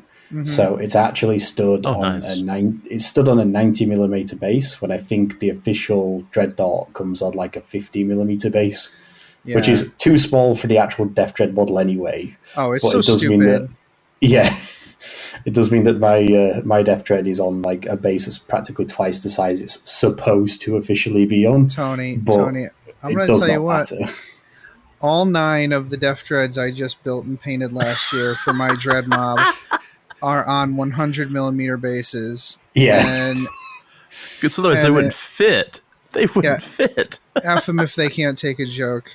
Yeah, I just went to a match play event last year, and I brought them. I'm like, yo, can I do it? And they're like, yeah, that's fine. You're modeling for disadvantage. Yeah. That's fine.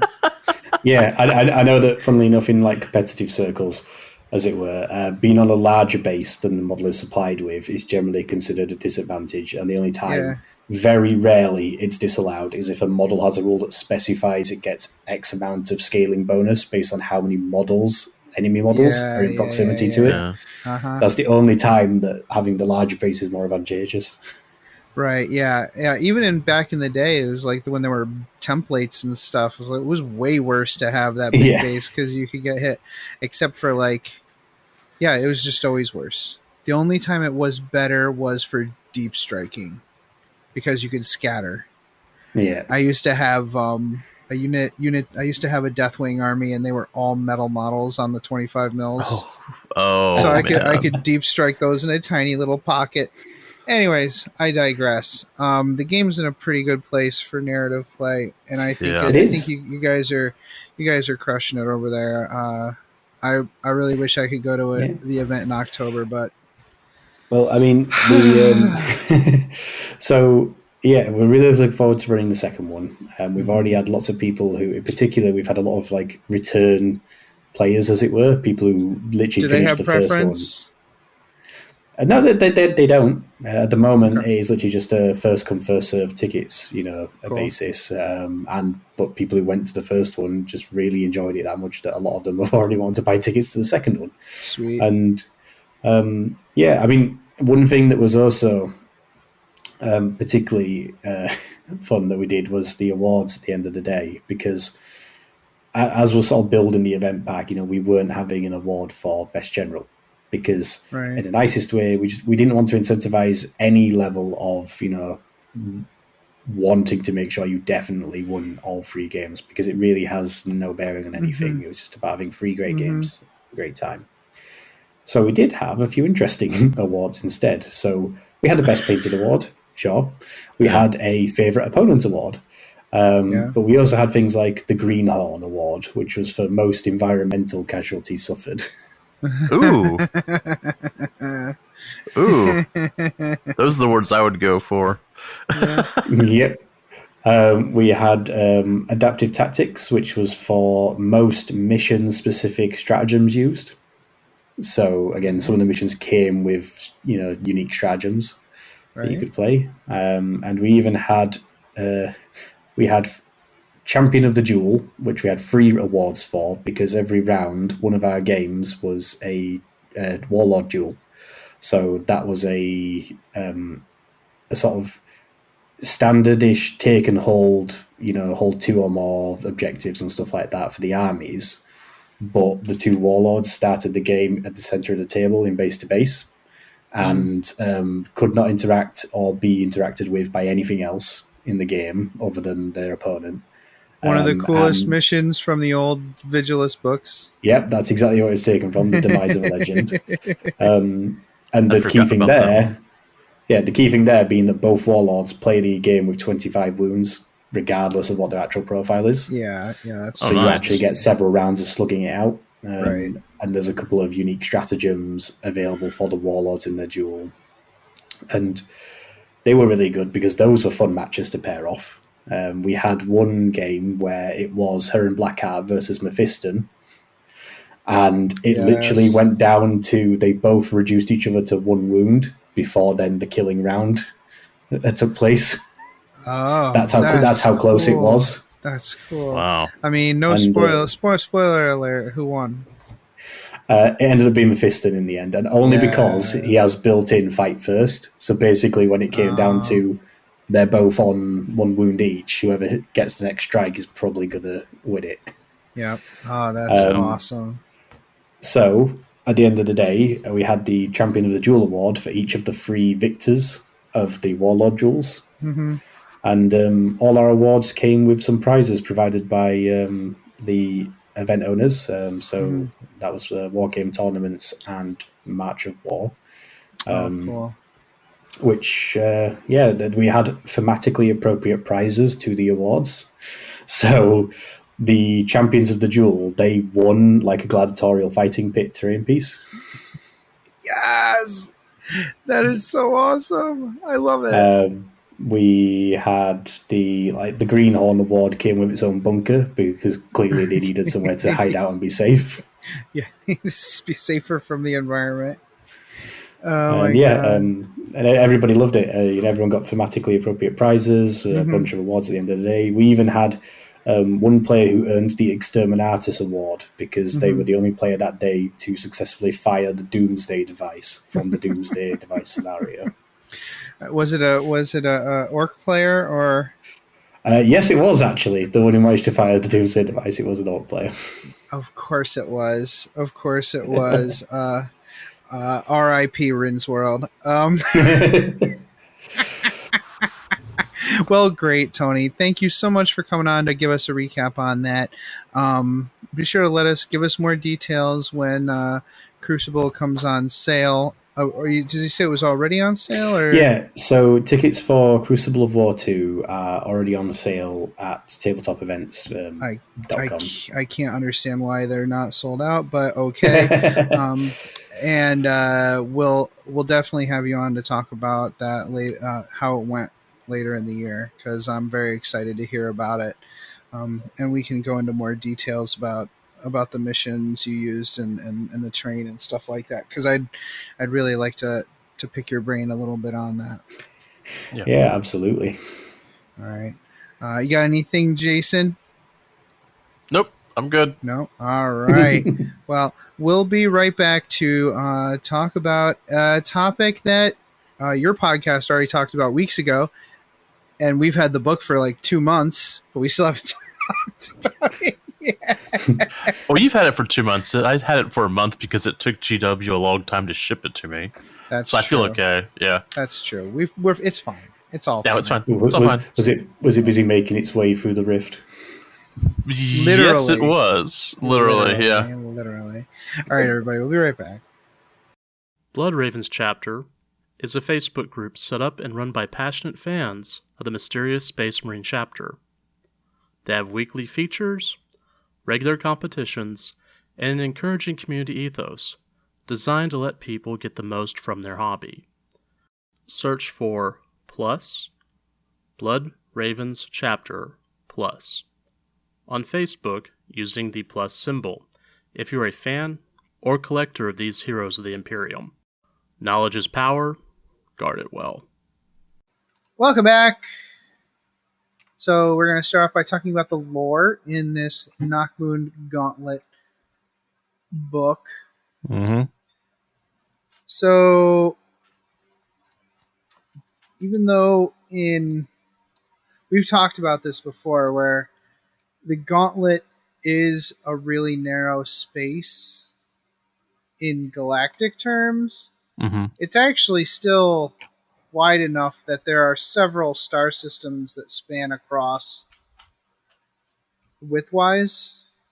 Yeah. As you go through. So there's still lots of stuff going on in the Gauntlet. You can have an entire campaign in the Gauntlet and never leave it. You could play there the rest of your life. Yeah. And you would never want for something interesting. Like you could run a role-playing game campaign in the Knockmoon Gauntlet and never leave, and it would be fine. Yeah, that is very true. Now, sometimes the worlds near the rift itself, like near the, I guess, for want of a better term, the wall, like of the rift, are temporarily enveloped in warp storms. There are lots more that are a lot more stable. So before COVID hit us, the campaign I was involved in for the Inquisition Wars took place in the Knockmoon Gauntlet. And I'm trying to remember exactly what was going on. We were in a system that would sometimes be outside the warp, but then sometimes be enveloped by the warp. And we had to, it was one of those, systems that was just kind of pulsing, for lack of a better term.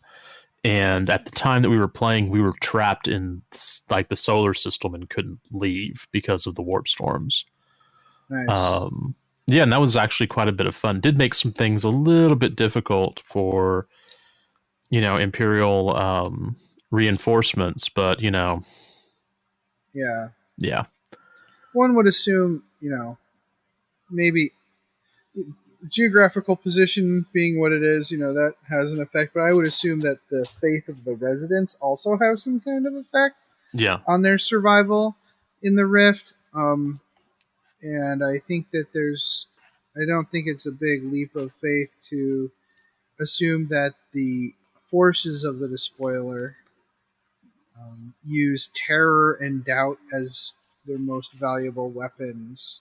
Yeah. In this, like they're strategically picking targets, right? Right.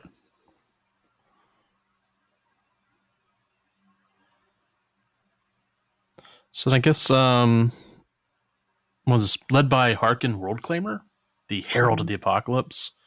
The path taken by the ruinous powers drew them down the throat of the gauntlet, corrupting and conquering worlds as they went. In doing so, they left the regions behind them less stable, essentially zipping the gauntlet closed as they moved on. Still, it wasn't a perfect or complete process. The gauntlet was narrow, but not so narrow that the spoiler could conquer every single asset.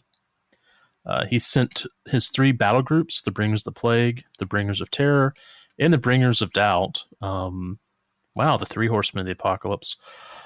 Each boosting millions of troops to take key locations on their path of conquest. Preceding these forces were all manner of cunning infiltrators, provocateurs, and saboteurs, sent to weaken the defenses and thwart the intelligence of the Imperium. And, like Adam was saying earlier, there's lots of opportunity for different types of campaigns. And there's absolutely, you could do like a role playing campaign where it's just a force of Alpha Legion cultists trying to overthrow a government on one of these worlds, right? Like that could be. It's not all frontline warfare. That's right. RPG, or you want to bring in Battlefleet Gothic. Oh, certainly Battlefleet Gothic. Yeah, there's so much that could be done very, very quickly. I think what was it you're mentioning earlier was, having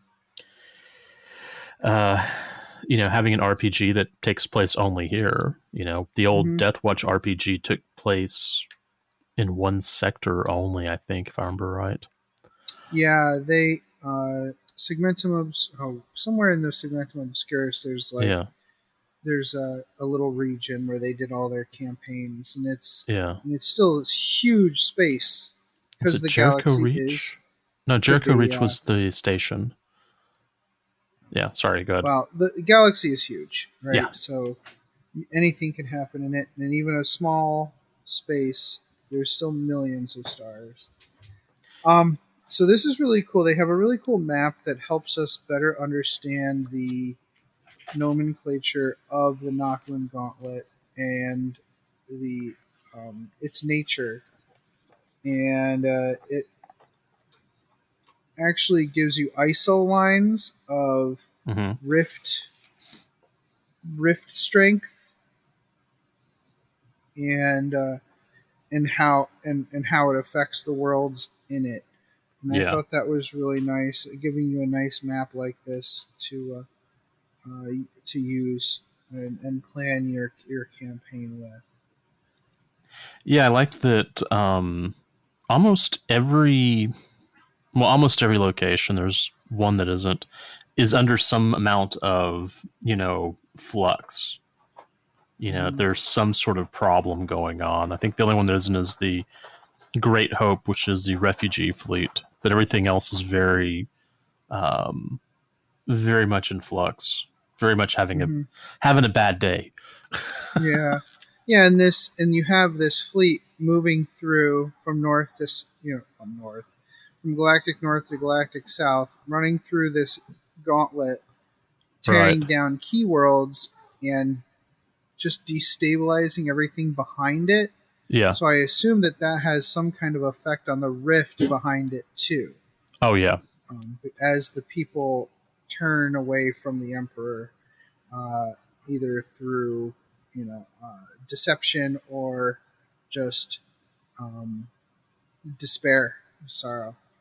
Yeah. So it started out in Vigilus, and there is a couple pages that go over what we learned in the last book, and they did. The Imperium did take back Vigilus, but it was at great cost. We still believe that Calgar has perished, but due to his sainthood, the extreme levels of faith exhibited in that region is part and parcel why they took the world back. Yeah. And Abaddon has kind of pulled back from that one point. He's kind of, part of the risk with Vigilus was all the huge Imperial presence there, and it's been dulled quite a bit. And taking on that giant pillar of faith right now is problematic at best. So he's focusing on taking the gauntlet itself. Right. And he started by ordering his herald to go after Daravar. We've been hearing about Daravar for a while. Yes. Ever since the first Vigilus book. It's controlled by House Mandracore.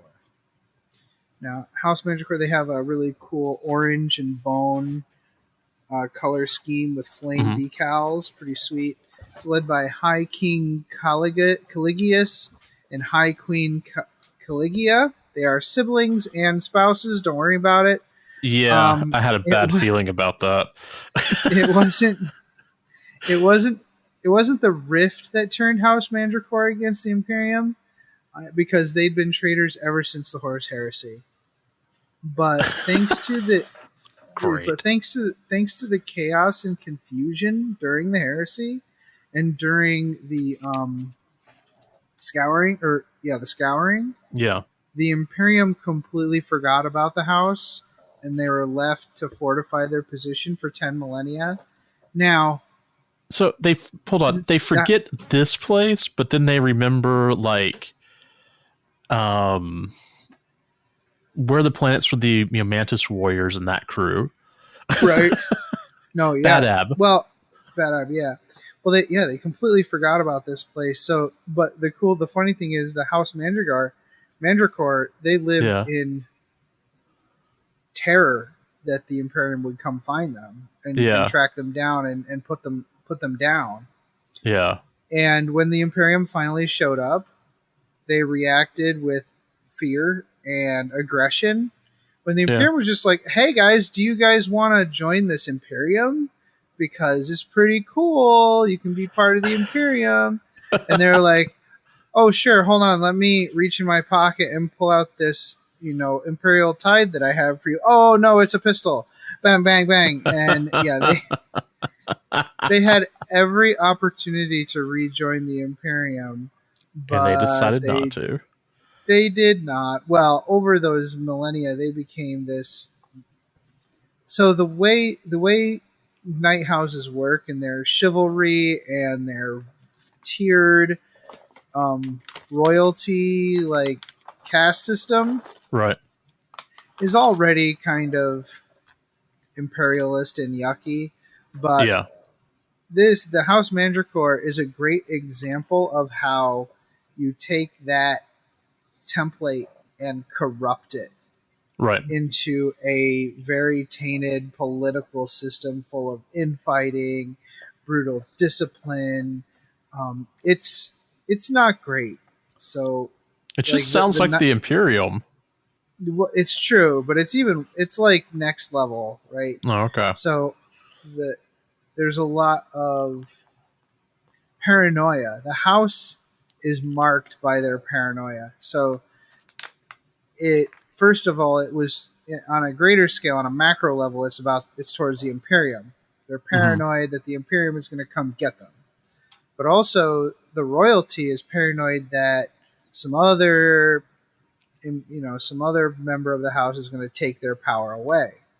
They try living forever. They try living long lives. The Night Pilots spend a lot of time inside their Throne Mechanicum, and some of them never leave. They're super tainted and corrupted by the various gods or just chaos in general. Right. So the other faction in this fight over Daravar is the Castellans of the Rift. And boy, there sure isn't a whole lot about them now. No, there doesn't seem to be. Led by Chapter Master Bastien Grix. They've got a green tactical scheme. And they are they are on the move, right? They are a mobile force. If I were to do a Castellans of the Rift army, I would suspect it would be a lot of cavalry. So they are riding in uh, impulsors, repulsors, and they would be in transports, or they would themselves be vehicles because or flying or whatever. So they have a great color scheme. It really is pretty cool. It's pretty cool. I don't know how I'd pull it off, but it's a really good color scheme. It's really similar to the Mantis Warrior color scheme. Not exactly, but it's close. Yeah, they are similar to. They are basically Primaris Mantis Warriors. Yeah. Actually. Yeah. One thing that was we forgot to mention. What was it? Page 12 and 13. There's a really great map of the Daravar system that is really cool looking. Yeah, it's really nice to see. It's nice to see some of these maps. Yeah, no, it is a cool map, and yes, all of these worlds. It looks like this system is on the very edge of the rift wall. So the star is in a section that the other map describes as, I guess, I think it's in flux. Deltic. Okay. Aberration class Paternoval embargo. So it'd be the third level of, like, it's not real space. It's 2 levels up from real space. Yeah. But like the planets dive into Ultima Maledictus, so they get pretty messed up. Yeah, this is. I mean, this is one of the things I really dig is when they bring out these really cool maps. They're just like, yeah, this is nice. So, in the world, it looks like the star is orbited by multiple warp anomalies as well. Yeah, that's what I was kind of noticing. Like, that's kind of wild. This one flavor text, warp anomalies. Many of these exist within the system. Reasons for their location, size, and existence unknown. So they just show up, Yeah, that's going to make your games of Battlefleet Gothic even more fun. Oh yeah, well sometimes when you're playing BFG and a spaceship explodes, it creates a warp rift. Oh, well there you go. Yeah. Each of these warp rifts is probably a poor Imperial ship that got destroyed on its way in by the stupid Daravar population. That's my guess. That's my headcanon. Yeah, that's probably a pretty good one. All right, so House Mandracore had the home field advantage, and the Castles of the Rift had orbital superiority. So the war was, of course, a bloody war of attrition, where the two sides had different advantages. I'm guessing the Castellans had, the high ground. Yes. Yeah, I don't know. Let's not mix our IPs too much today. So the World Claimer's fleet put the bloodthirstiest of his warriors in the vanguard, and they annihilated Imperial resistance guarding the system's Mandeville point. The Night Lords broadcast the agonies of their slaves, thwarting Imperial communications, while the followers of Khorne harpooned and rampaged to the confused subfleet. Yeah, that's, of course, the Night Lords would do that. That's literally they've only been doing that for like 10,000 years. Okay. Chapter Master Grix was left no choice but to withdraw forces. Even the Sisters of Battle commanders agreed on that point. Imperial fireships sacrificed themselves, and Imperial batteries exhausted all their munitions bombarding ground positions in order to buy the fleeing forces time to save lives. The Space Marines were among the last to leave, conducting sorties to blunt House Mandracore's advance. The Imperial elites used Diverkar's trenches and tunnel networks against the advancing Black Legion and cultists, but the Imperials paid a high price to delay the enemy. The World Claimer's fleet soon controlled Daravar, massacring those left in the dust-off zones.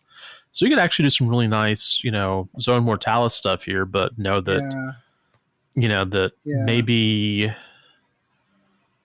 the point of the the game is to live as long as possible. Maybe that's your to hold out. Yeah, the primary objectives.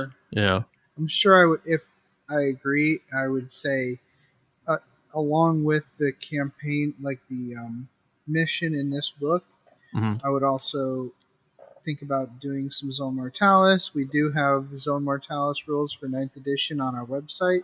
Yep. If you go on our website. I would also think that the Planet Strike missions would also be perfect for this particular part of the campaign, because there's a ton of collateral damage in the Planet Strike missions, and I feel like this is definitely a collateral damage type situation. Oh, definitely. This is one of those where Imperial forces should be given points just for surviving. Mm-hmm. So there's a little Drukhari sidebar, and they sprinkle these in throughout the book. Yeah. To justify some of the rules in the back. What? Anyways, the Drukhari fight off the Khorne worshippers, who are trying to invade or take over a world called Bade. More on that later. So the World Claimer didn't waste time continuing his rampage through the Gauntlet, and the Imperial forces escaping Derovar were desperate and scattered. They weren't. I mean, when you're leaving that quickly, that's hard to reconnoiter. He didn't waste time hunting them down. He's not one to stay in a world, and if this were the Iron Warriors, they would further fortify. They would have further fortified Derovar, but no, leave them to their. In fact, no. You're not defending your world. Come with us. We're going on the offensive with additional forces. Yeah. Because a lot of the stuff that was left behind got like the Chaos Forces lost almost nothing, because all the people and ships that were left by the Imperium in damaged state became Chaos Forces. So they kept continuing to attack astropathic relays, arsenals, and stuff like that. One of the more interesting snippets that they talk about is a force called the Reflective Ones, who are managed by the Thousand Sons. This might be similar to what you're thinking of, like what your Horus Heresy group turned into. Okay. Their job is to capture a space station older than the Imperium, called the Corralis, which had the ability to repel the warp. This Thrall band captured the station and reversed the operation of the Corralis, and soon the region was overrun with warp storms and demons, and pretty much everyone who was left alive turned into a spawn. Oh, that sounds cool. Yeah, they're just like this. Like they're just they're this special infiltrating cultist group who takes over. Right, it's pretty cool. That does sound pretty cool, actually. Although his fleet was huge and well stocked, it was still a Chaos fleet. So, and they had representatives from every Traitor Legion and Renegade and more besides. So the fleet was plagued by the Wardens of the Gauntlet, Space Marine raids, pirates, and freebooters. Moreover, even more than that, though, poor discipline and infighting was a detriment. But the fleet was so huge that its mass alone was enough to make his victory inevitable. Well, that's kind of it's just inexorable. Yeah. Well, that's the thing about the Black Legion is that they were called that not because they were painting their armor black, but because they would make the skies black with all of their troops they had landed. So that's pretty cool. All right, so we now wander over to the Sanctus Wall. The Imperium has set up a wide picket in the southern part of the Nakmunda Gauntlet, drawing a line along the shrine world of Centaur's Landing. Worlds south of the wall are evacuated in order to bolster the worlds along the wall itself. So, sorry. Well, Oopsies. Which is bad. This is bad, right? Yo, this is really bad. Because left me in those because worlds. Of what we talked about that before, where chaos cults and Xenos cults they're coming after them. Yeah, like in their behind enemy lines. Yeah. So what was it? We've got the Kroot, the Nastari, the Drukhari, and the Dvorgite. Yeah, I had every intention of looking those up, and I did not. I know Kroot. The thing is, I saw Kroot and Nastari together, and my brain said Groot. I was like, no, that's not going to happen. There's the, what was it, Ordo Aegis versus mutants, which, that's good for the Inquisition to go against. Ordo Scriptorum, which, assuming that's also Inquisition, versus the Alpha Legion, which is also another really great one. Yeah, there's just two nerds fighting. Yeah. I mean, that's... Honestly, Alpha Legion's so easy to just kind of drop into place, into various things that, it works really well. So the Nostari and the Dvorgite and the Nostari were made up just for this campaign. So Okay. You're welcome to just fill in whatever blanks you want. It's always entertaining whenever, we look at stuff and it's like, I've never seen that race before. So, all right. So where are we next? Man, I can't pronounce that. The Gracchilioid Narrow? Yeah, the Gracchilioid Narrow. All right, so reinforcements from Indominus Fleet Secundus were en route, but it was calculated that it would not arrive in time to relieve the defenders. Lord Admiral Quinn Prisha, I guess that's how you pronounce that name, took as many ships as she could spare to cordon off a part of the gauntlet called the Gracchilioid Narrow. Ugh. It was a ragtag fleet from all levels of imperial military, administrative, and private societies, many serving as combat vessels, but many also to be served as fire ships. Oh, this could be almost like not a Crusader force. What is it called? Yeah.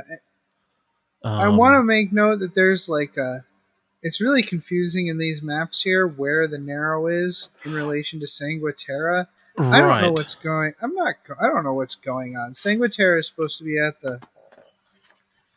the other end of the rift, I think. So I'm not sure what's going on here. This Narrow, but it implies that the Narrow is. This is before the wall. I would assume it's before the wall. This is page 24 and 25 for those of you who have the book. I don't know what they're doing with this map. I don't know what they're doing with this map, because you would think that the Narrow is before the wall, and the wall should be before Sanguiterra. Yeah. But I don't know either. That doesn't seem to be the case. I don't know what's going on. Anyways, it's fine. Well, the nice thing, it's, what is it? Gilliman was angry when he came back because they couldn't even keep the time correct. So, yeah, I would expect the maps to not be correct either. This map is stupid. So, all right, the World Claimer makes more sense if it's upside down. Sorry, go ahead. Maybe it should be upside down. Maybe it should be. Wait, maybe it should be. Hold on. No, then it's really narrow at the top here.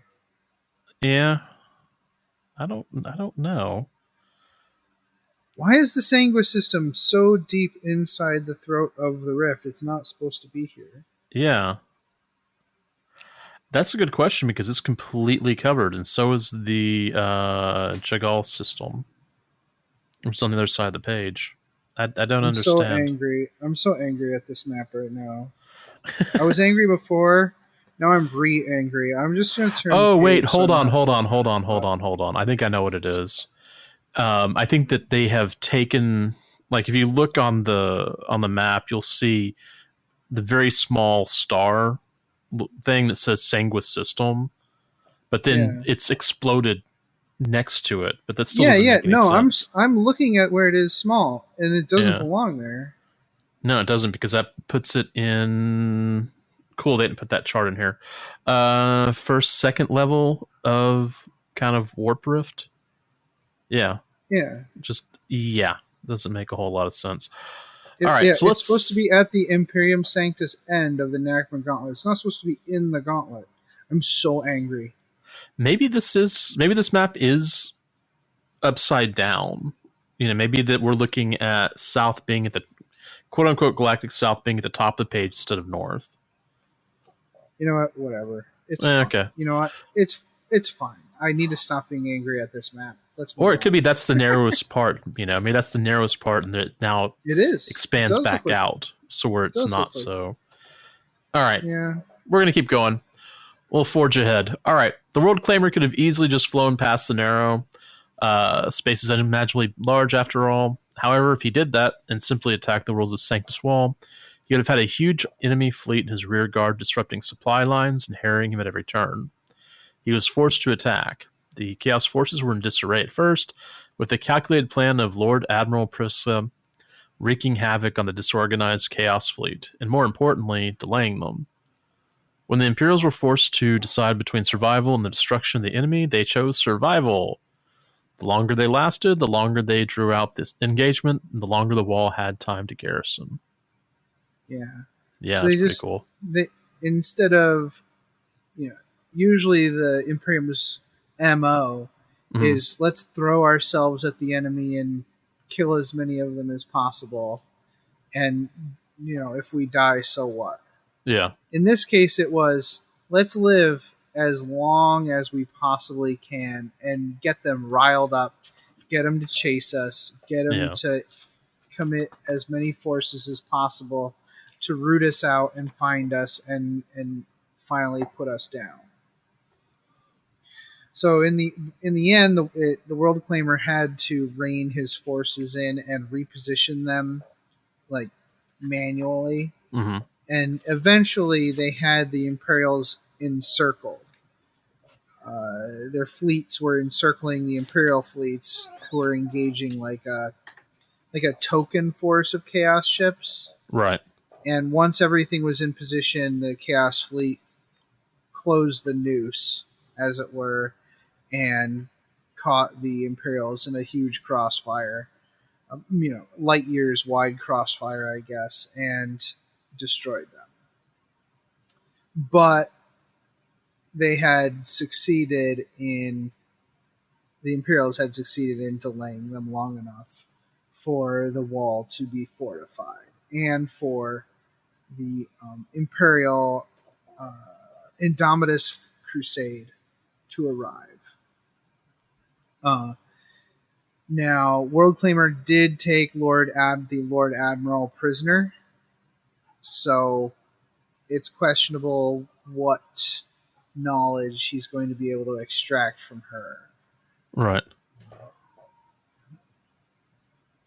So it'd be nice to have that admiral around for a bit longer. Yeah, but now it's a question of you get to play the rest of the story. There's no real conclusion to this one. You're welcome to play out, like some of the other campaign books definitely had a conclusion. I think GW wants to continue this war in the Rift a little bit longer. Yeah, I could see that. The lore is progressing, but it's not any really important focal point like this one isn't going to have a true conclusion. I'll be honest. I think it'd probably be, this might be the area that they spend the rest of 9th in, and maybe even go to 10th edition. I think so. Busting out of this area or something like that. I think so. It'll happen eventually. They're going to get out, I think. But I think it pays to have this one drag out a little bit. Yeah. I think definitely. if we do Armageddon again, that one's also not going to have a complete conclusion in whatever book comes out for Armageddon. Yeah. I think that'll continue. I was looking at something further in, well, it's still in this area of the book, where they have the forces of the Imperium and the forces of Chaos, which is pages 30 to 33. Mm-hmm. And for the forces of Chaos, the whole band is there, man. The whole gang. Mm-hmm. We've got the Black Legion, Sons of Horus. We've got the Word Bearers, the Iron Warriors, Death Guard, World Eaters, Emperor's Children, Night Lords, Thousand Sons, and Alpha Legion. I mean, you've got all of Chaos is there and chilling out. I like that they've gone through and have, they discuss each warband, or they list each warband. They don't discuss them. Although on the Thousand Sons, I recognize all of those names. Well, no, not all of them. But yeah, Abaddon did it, man. Abaddon got them all together. Yeah, and he did something that warlords have promised to do for ever since the Horus Heresy. Yeah, and unlike all those other warlords, he actually did it. So why would they not follow him? Yeah, and throw all of their spite down the throat of the Nocturne Gauntlet and try to make for Imperium Sanctus and kill the Corpse God. One really fun thing I just saw, there are 6 silver towers there as part of fleet assets. And 3 Space Hulks. I love it. Yeah, man. When they do the forces of like whatever, I always dig those parts because just like there's so much little fun stuff that gets added that you don't think about or don't notice. Well, right, and you can say, okay, where does my army fit in? Right. Oh, it fits in here. Yeah. You can actually see where it fits in, which is nice. So there is a conclusion to that Bade sub-story. The world of Bade. Yeah. Yeah, so the Drukhari redirected a bunch of orc pirates to the system, which is out of the way of everything. It's kind of this hidden little space. So nobody came to help the humans. Yeah. And so the Drukhari aren't a frontal assault type army or people. Like, they're not going to do a frontal assault. So they lure the orcs there, and the humans fight back, but nobody's helping them. So the Drukhari swoop in and save them. They fight side by side with their human brothers, their human friends, save their lives. And the humans are all too happy to be evacuated by their saviors. Unfortunately for them, they're being evacuated to Kamara, where they'll be tortured and flesh sculpted into horrifying constructs for the rest of their natural lives and beyond. So good for them. Good for them. The Flesh Crafters got an entire world population, which will keep them busy and happy for quite some time. Yeah. Good for them. On that cheery note, we're going to take a quick break and come back and talk about the campaign rules in this book.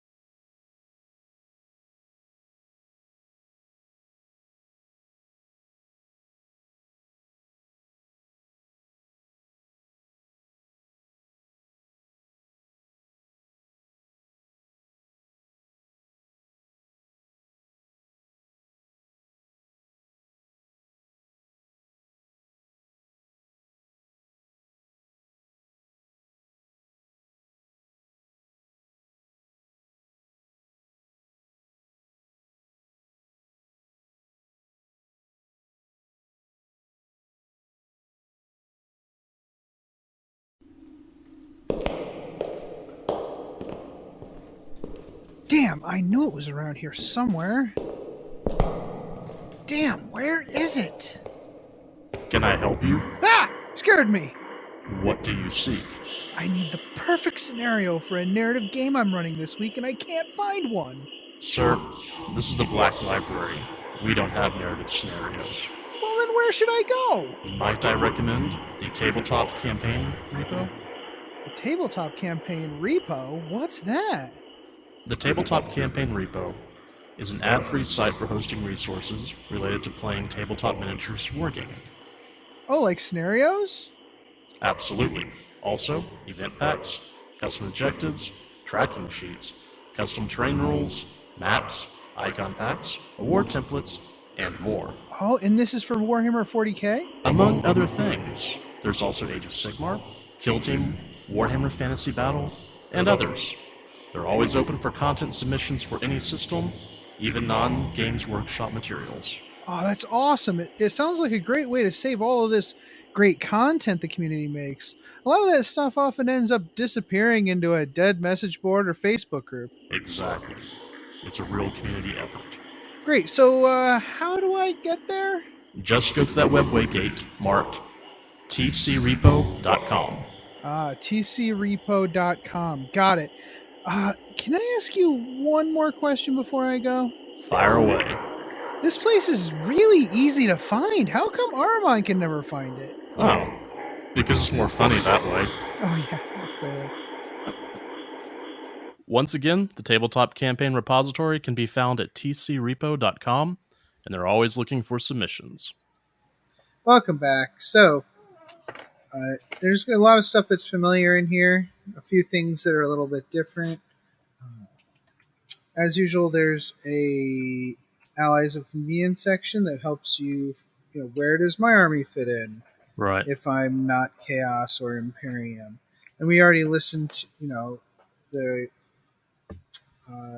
Eldari could take the side of the Imperium against Slanesh. Mm-hmm. Necrons could fight against the use of the Noctilith crowns by Chaos. I love that little sentence. Yeah. Because those Noctilith crowns are such cool models. Like, mm-hmm. If you are a Chaos player of any stripe, you should have that. Even if you're only using it as terrain, it is such a cool model. A little pointy, but, whatever. The Genestealer cults are using the chaos created by the ruinous powers as a way to gain stronger foothold, and the orcs want a piece of the battle. And also, there's that whole lore section where they're actually being directed by both Chaos and the Drukhari to some Imperial worlds to shake it up.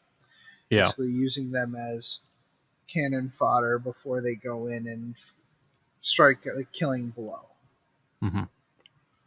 In that section, there's another little sentence I like. Equal if it's not possible to arrange alliances evenly, then the system will still work with a little extra organization from the campaign master. Yes. Ooh, I like that. You should be able to rule with fiat in some of these campaigns just because it's easier than listening to everybody argue about who's going to do what. It's nice to have a captain of the ship. So this uses campaign phases like in the previous one. There are linear war zone trackers, but they do diverge at certain stages like a flow chart. Right. At the end of each phase of the campaign, you check the player who is winning each war zone. You check the faction that's winning each war zone, and they get to advance the tracker to any adjacent place in the track. Mm-hmm. Which will, I think, when we talk about each of these, you'll see how the choices work. Yeah. So strategic victory points are awarded based on the location of each warzone tracker at the end of each phase. We'll talk more about that later. But those strategic victory points determine the ultimate campaign winner at the end. Some of the stages in the tracker allow you to pick between either extra strategic victory points or a special bonus in future campaign phases. So as you move up and down the tracker, you can either choose more victory points or some cool special ability in the next stage. If you're already ahead in points, you might want to think about getting that bonus. Mm-hmm. When you play a game, you have to pick a war zone to fight over. And every game you play awards you war zone points towards that location. The bigger the game and the better you perform during the game, the more points you score in that war zone for your coalition. Right. The bigger groups could split players into subgroups, maybe station-specific players or armies in the same location. For example, like if you have a player who has both a Chaos Knights and a Space Marines army, and they want to play both the armies, you could say, okay, if you're going to play your Chaos Knights, you have to play over Daravar. Right. If you're playing your Space Marines, you have to play at the Mandeville point of Daravar instead, or whatever. Yeah. That way, the same player isn't fighting over the same location. Yeah, not literally fighting themselves. Not literally fighting themselves, exactly. So let's talk about these... the Warzone trackers, yeah. The Warzone trackers. Now, again, there are special rules and terrain features and stuff for each one of these, which is pretty cool. It's nice to see that. But the trackers and we've seen those before. You can have a look at those special abilities when you get the book. Yeah, I think there's really a lot of stuff. The interesting thing is how these Warzone trackers work. All the Warzone trackers start at contested, right? Yeah. So Jason, why don't you talk about if Chaos is winning? All right. What do you get? So if Chaos is winning from contested, you then go to Chaos Dug In, which you receive 2 strategic victory points. Mm-hmm. And if you win again, it appears you can either split to key targets held or fall into dark. Mm-hmm. So key targets held, you get 4 strategic victory points, and you get a special rule. Chaos Alliance gains munition supplies, which munition supplies. If an alliance has munition supplies, each time a player from that alliance plays a battle in the Daravar Mandeville points war zone, at the start of the first battle round, that player gains 1 command point. So you're actually going through, and your actions on the surface are actually helping your forces out the Mandeville point. Mm-hmm. Or you could choose Fall into Dark, which is 5 victory points. So you kind of need to think about where you are in your victory points, and how you want to help maybe your forces out in the Mandeville point. Mm-hmm. In every phase, you score that point. So but you can only move 1 step each phase. So it's not like you're going to immediately go from contested to Fall into Dark in the first phase. No, it's... What is that? Is that 5 games? Nah, how that works? Well, it'll be... number of games don't matter. Oh, okay. It'll be in these 2 weeks, we're going to play the first phase. Oh, okay. And then the next 2 weeks, we're going to play the second phase, and the next, the 5th and 6th week, we'll do the third phase. Yeah. So I think, if your opponent is in Fallen to Dark on Daravar, if you're the Imperium, you have to think about it man, if we bump them down to Chaos Dug In, they're still going to get 2 victory points. Right. We're never going to get the bonus for this, but boy, we really do need to stop them from scoring +5 again. Yeah. Or, really being able to go through and do munition supplies. Yep. So, but I mean, yeah. And if you go the other direction, you get the same bonus for Imperium. Yeah. It's exactly the same.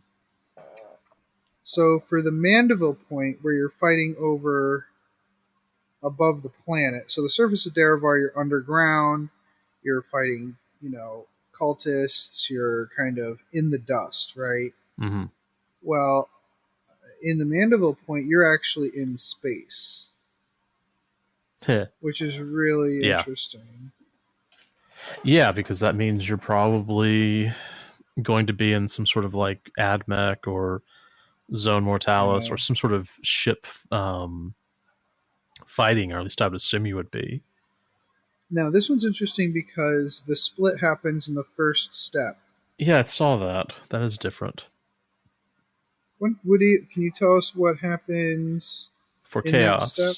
Yeah, so you have a choice with the Chaos. You either go relieve ground forces or devour fleet, which makes me think automatically of Tyranids, but whatever. So if you relieve your ground forces, you get 1 strategic victory point, but you also gain the special rule Orbital Dominance. Orbital Dominance, if an alliance has Orbital Dominance, each time a player from that alliance plays a battle in the Darvar Surface War Zone, at the start of the first battle round, they can select up to 3 units from their army. Remove those units from the battlefield. That player can then set them up anywhere on the battlefield that is wholly within their deployment zone. So they get to redeploy. And I guess if maybe if you're having problems over on the surface, maybe you want to go this route. So that's 1 strategic victory point. Or you can take Devour Fleet, which is +3 victory points. And then from there you go to Thrall Band's Overrun, which is 4 strategic victory points. So, yeah. Yeah, that's really cool. I love the relieve ground forces or support invasion the other direction. Yeah. And I love that the orbital dominance in the Mandeville point affects the surface of Darovar. Yeah. Like having dominance in space could give you a bonus when you're fighting in the other war zone. That is something that's really interesting that I think folks can take and run with for their own campaigns. Not specifically, not necessarily this one, but if you wanted to do one similar. Yeah. So that's really neat. The next one's where it gets really quite a bit of fun here. Oh yeah, this is the one where it really depends who wins and who loses. Yeah. It starts at contested. Right. But you can move up to 2 choices. Well, not only is it contested, it's or if you go back to contested, you can actually choose an advantage one way or the other. Right. This chart's a lot more interesting and a little bit more not complicated, but a little more complex. Okay, let me break it down. You start at contested. Say Chaos wins. Yeah. Chaos can either choose Solidified Breach. Okay, first of all, this is the Grechiliad Narrow. You're fighting over the narrow portion of space that you're trying to break through with Chaos, or you're trying to hold it back with Imperium. So you're starting a contested. Say Chaos wins the first phase. They can either do Solidified Breach, where they're just pushing through, or Aggressive Gains, which is 2 victory points, and they get Fanatical Belief, which, if they're playing in the Grechiliad Narrow, they can use the Insane Bravery stratagem up to 3 times, and it's only 1 CP. Yeah. Which is really interesting. Yeah. But Solidified Breach is 4 victory points. Yeah. More importantly, if you choose the 4 victory points, if the Imperium wins, they have the option to go back to contested, or they can actually go to another selection, which is Imperial Advantage. Yeah. Where the Imperium actually gets +1 strategic victory point. Now, if they'd chosen Aggressive Gains, where the Chaos only gets 2 victory points, then if the Imperium wins, they only have the option to choose Chaos Advantage or Contested. Yep. So the Imperium would kind of be forced to pick Contested instead of that Chaos Advantage. Right. So the more greedy you are in your choices, the more likely your opponent's going to be able to pick something good if they if they retake the Grikiliad Narrow.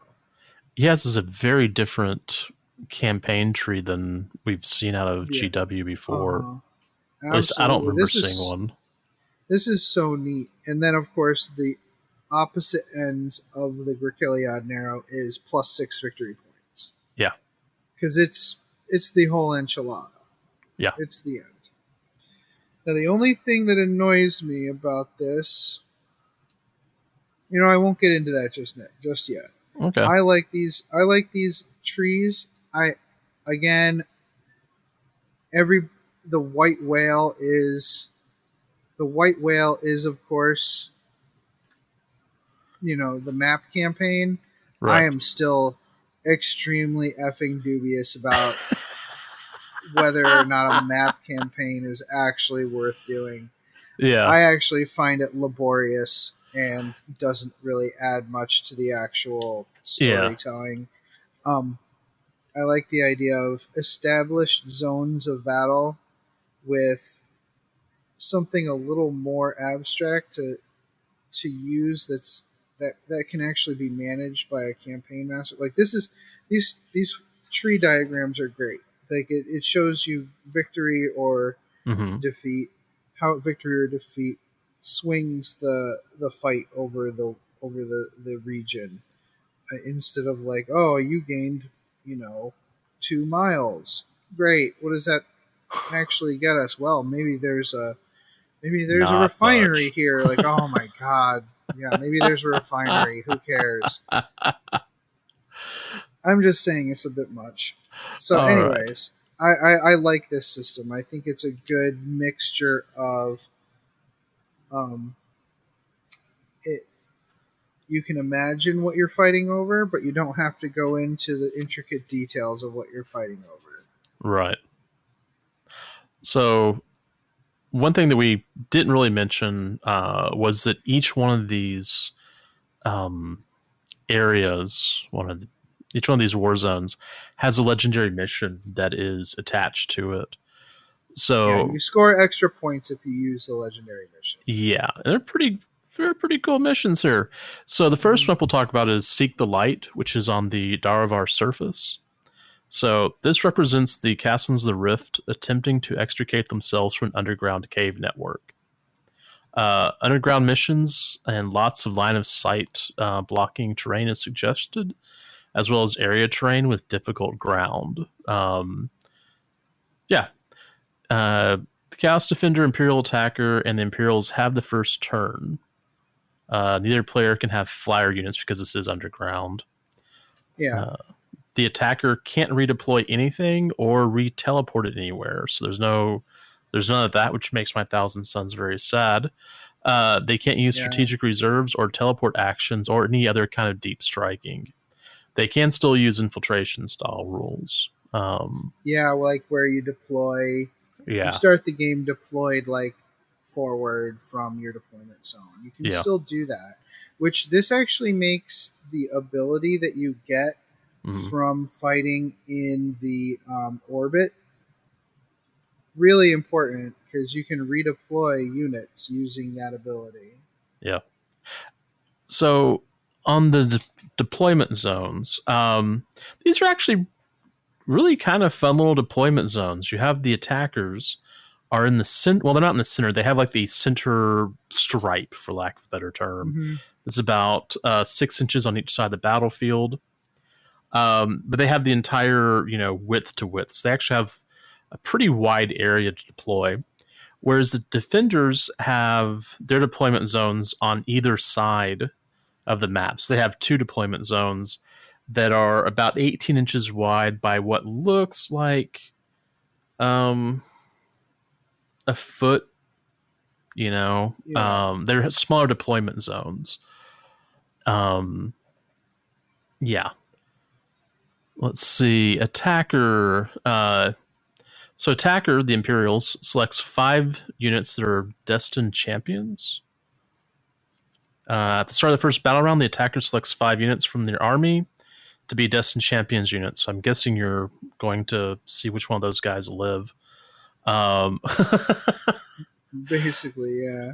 Yeah, so scoring, Defender scores 15 points for each destroyed Destined champion. The Defender scores 15 points for a Warlord kill. That's nice. Attacker scores 20 points for each Destined champion unit wholly within Defender's deployment zone. Max 90. Yeah, so the Defenders are basically holding the exits. Yeah. And the attacker's caught in the middle. Yeah. The attacker is trying to get their units out of this cavern from these exit points. Honestly, I really dig this idea of, you have to get your crew out, but they have to like fight through something. I really do like that. And forcing the Defender to defend 2 castles is a great idea, because I think this might be a lot of these escape ones, especially where you're not allowed to have flyers and stuff, can be tough for the escaper. Yeah. And so if your opponent loads up on one defense zone, you can just go to the other one. Exactly. Right? Exactly. Yeah, the Defender does need to have 2. I would almost say you would want to build your army like 2 1,000 point armies. Yeah, that'd be a good idea. Each 1,000 point army on each deployment zone. Yeah. And then, I think that might be what you have to do there. So sorry, I interrupted you. What was the victor bonus for this one? Oh, Chaos unit that destroys the most Destined champion scores 3 XP. Ooh, that's actually nice. That's almost an entire rank there. Imperials, if they win, get +1 requisition point. Cool. So that's not too bad. Cool. So that one's the one about that one's the fight underground and escape, which is cool. Yeah, I like that one a lot. Scorched Stars is a great one. I love this one. It's the Daravar Mandeville Point mission. This represents an Imperial crew attempting to detonate their ship, which is in the clutches of an enemy ship, like they're caught in the Ursa's claws. So the battlefield is the interior of a spaceship, so make sure you have lots of mechanical terrain, line of sight blocking, etc. Chaos is the attacker, the Imperials are the defender, and the defender gets the first turn. The deployment zones are simple, long Dawn of War style deployment zones. The objectives are arrayed in no man's land, very close to the center of the battlefield, but closer to the defender, in kind of a plus sign. So there's 4 objectives. The attacker really needs to push it to get onto those objectives. Okay.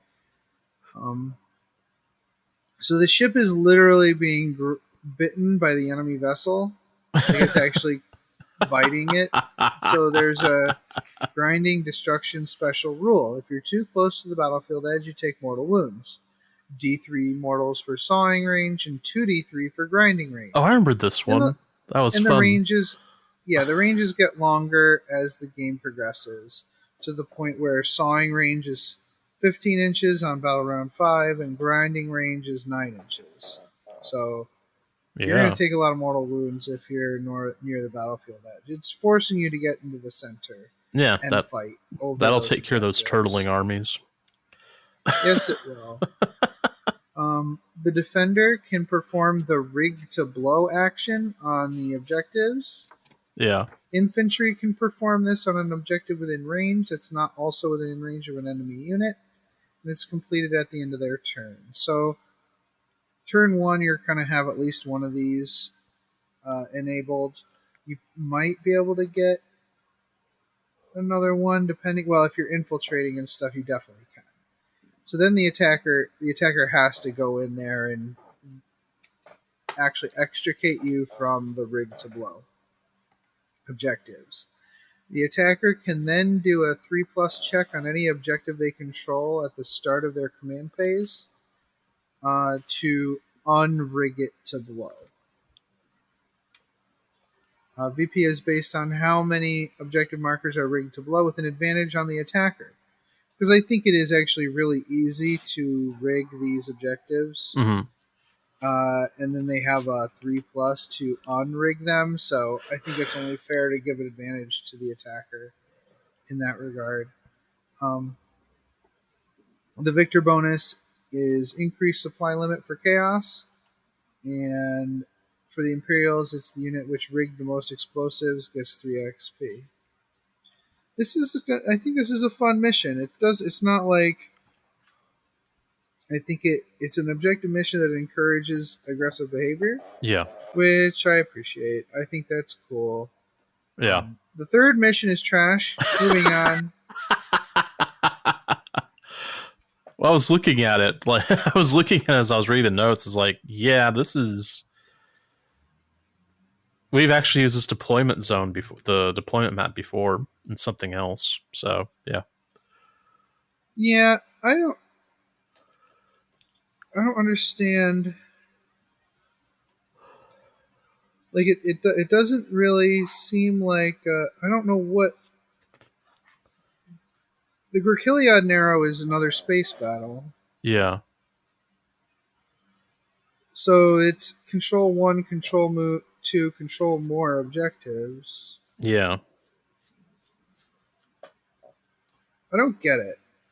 Yeah. The only cool thing about this is they have a thing where if you're holding, I think it's like if you're holding an objective or something, you get to deep strike right next to it without worrying about enemy distance. Mm-hmm. Hold on, I'll read it. Yeah, there it is. Commit all forces, fight to the last. It does not cost a player command points to place a unit from their army into strategic reserves.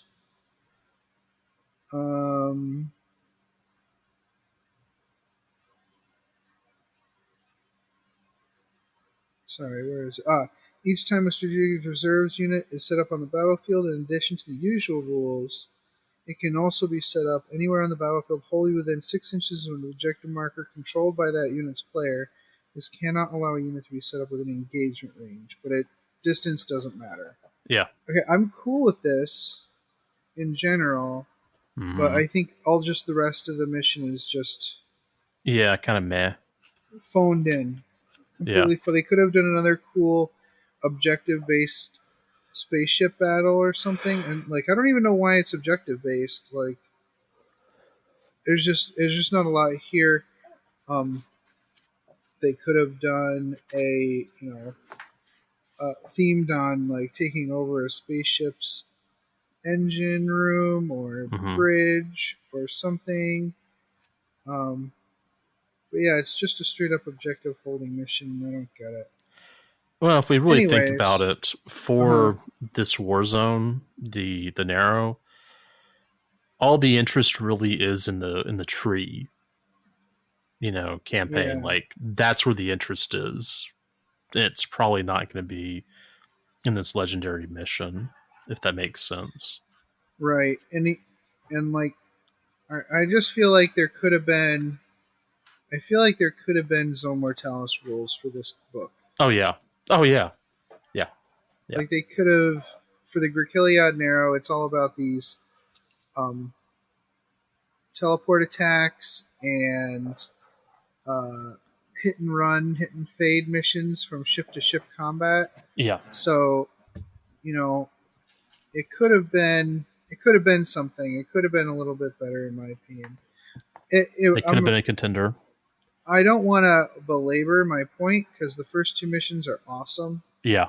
And I think with a little bit of TLC, this Last Stand mission could have better narratively represented a shipboard action. So for this campaign, you do have Campaign Master Edict, as usual. Inspiring Command gives you an extra Warlord trait. Full Scale Bombardment is what it is. Crusade Relics. Let's look at some of these Crusade Relics. What did I pick? I picked Light of Sister Gemretta. Yep. When the correct prayers are made, this card the only one still in existence of the Emperor's Tarot deck, once used by the martyr Sister Gemretta, glows with a bright holy light. None know how this occurs, only that surely Sister Gemretta was truly a blessed daughter of the Emperor, a woman of such holiness that even the most loyal citizens could aspire to.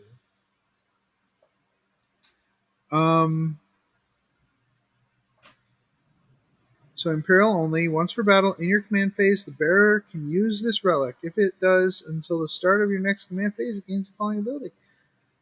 It's an aura, which I really like with these Crusade relics sometimes, when the relic gives you an aura, if only temporarily. When an enemy unit is within 9 inches, each time an attack is made against it, it does not receive the benefits of cover. So the light actually reveals the enemy in cover, which is really cool. Yeah. Which one did you pick, Jason? Mine was a little more difficult because all 3 of the Chaos ones I liked a lot. So, but I went with the Warp Blessed Remnant because the flavor text really caught me. This fragment is all that remains of a suit of power armor that spent millennia drifting among warp tides. Its original owner long since killed in some horrific instant in the Immaterium. It absorbs so much empiric power that it offers incredible protection to whoever holds it. I love that. That's awesome. That cool. It gives the bearer a 4-up invul save, which is nice. And each time the bearer would lose a wound as a result of a mortal wound, roll 1d6 on a 4-up. That wound is not lost. And each time the bearer suffers perils of the warp, subtract 1 from the number of mortal wounds suffered to a minimum of 1. So, wow, that's amazing. Yeah, that one's really, quite great. That's nice. And it's flavorful. That. Yeah. In this one, there aren't any end of campaign bonuses. Yeah. I'm wondering if more people were just not using the same Crusade force from campaign to campaign or something. Yeah. Or they just felt that it wasn't necessary to have rewards, or this is not the last book in the campaign. I don't think it's the last book. I think there's another. I mean, they haven't given us one yet, so we can speculate all we want. Yeah, that's true. It just doesn't feel though like it's done. I seriously think they're going to stay in this area for at least the rest of 9th edition. Okay. So, that's a fair assessment, Jason, I think. All right, so those are the campaign rules. Again, a couple cool missions, and the I don't know. I think the missions are the real takeaway from this. From these rules, I think the tree trackers are really neat, and it's cool to put like a poster or something on the wall, and with a marker show where the alliances are, where they are, what stage they're at, and you can all, and your alliance can all get together and plan their next attack like that. I think that's really cool, but without the laborious paperwork of doing an actual map campaign. Yeah. I think that's really cool. Well, I think that's a good takeaway. All right, let's take another quick break, come back, and we're going to talk about some of the army rules. We're going to talk about the Thousand Suns and the expansion to the Thousand Suns, and we're going to quickly go over some of the other rules in the book, but it'll be mostly just our picks and our what we think is fun. All right, we'll be right back. Come here, boy, get the ball. Come on, Max, get the ball. Mom, Max won't get the ball. He's lazy. I think I know why your Zote is being lazy, Jenny. Why, Mom? Because you forgot to feed him his Zotabix today. Oh, no. Oh, yes. Zotabix contains all the nutrients and random animal parts a growing Zote craves. It not only provides our Zote with the energy it needs to play with you and protect our home, but it also keeps its chitinous shell fresh and shiny. Oh boy, I'd better feed Max his Zotobix. Yes, you had.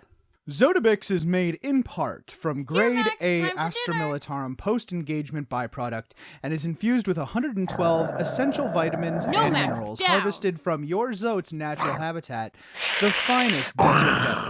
Ah! Zotobix is available in any shopping center on worlds where Zotes are allowed or where the Imperium's inexorable influence has not yet reached.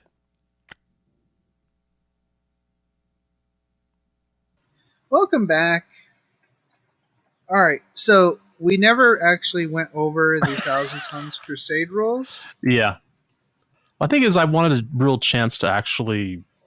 You want to digest them? Yeah, I want to digest them, and there's some things I have really, really enjoyed quite a bit in the Crusade rules that I don't know if I would have noticed at first blush, if that makes sense. Right. And I think having gone through a campaign already, or, like a mini part of a campaign, I think we've gotten some good insight. So, Jason, lead us in a conversation about, like, how a Thousand Suns Crusade force comes together. What's special about the Crusade force for Thousand Suns? So, at one point we were talking about how some of the codexes have ditched the name generator. The Thousand Suns have one, kids. Page 67. Mm-hmm. Yes. Go enjoy. So the Crusade rules are kind of similar to everyone else's. I mean, you have agendas, etc., battle traits, rules that are very specific to each army. And so, of course, we have agendas, which everyone does. The Thousand Suns have 4 of them. I basically kind of gone through. I'm not going to talk about all 4 of them because it's getting late and oh man. But the one that I found that I've used the most and I've really enjoyed has been Wrath of the Sorcerers, which the Thousand Suns shall see their vengeance writ large in sorcerer's flames across the galaxy. Also with agendas, like I think every other codex, you can only choose one from your codex. So you'll keep a Wrath of Sorcerers tally for each Thousand Suns unit in your army. Add 1 to that unit's Wrath of the Sorcerers tally each time it does any of the following, which is manifest smite power, psychic power, manifests a witchfire psychic power, manifests a malediction psychic power, or destroys an enemy unit in the psychic phase. If you've listened to our campaigns the last few months, you know this is the one I'm taking. The unit in this army with the highest Wrath of Sorcerers tally does earn 2 experience points, and if 2 or more units are tied, you choose which one earns the agenda. Okay. So that's, the agendas are pretty cool. Some of the agendas. It's expected stuff, right? Yeah. And I think one of the it's agendas meant to reward you for playing the army. Right. They're very specific for each one. Then one other fun thing is we were talking about this on the Discord about the Chaos Boons that you receive in the new CSM book. And the Thousand Suns one, of course, has them, but they're a little bit different. First of all, there's D33 boons, so you roll 2 D3s. This is a new battle type, or new type of battle honor that can only be given to the Arcana Astartes character, which Exalted Sorcerers, Infernal Master, I believe the Demon Prince of Tzeentch gets it as well. But instead of when you would gain a battle honor, you can instead choose to gain a Chaos boon. One fun thing is that no models can have more than 3 Chaos boons, and you'll see why pretty quickly. Each time the model gains a Chaos boon, roll a D33 to determine the results. If a duplicate result is rolled, the model suffers spondom.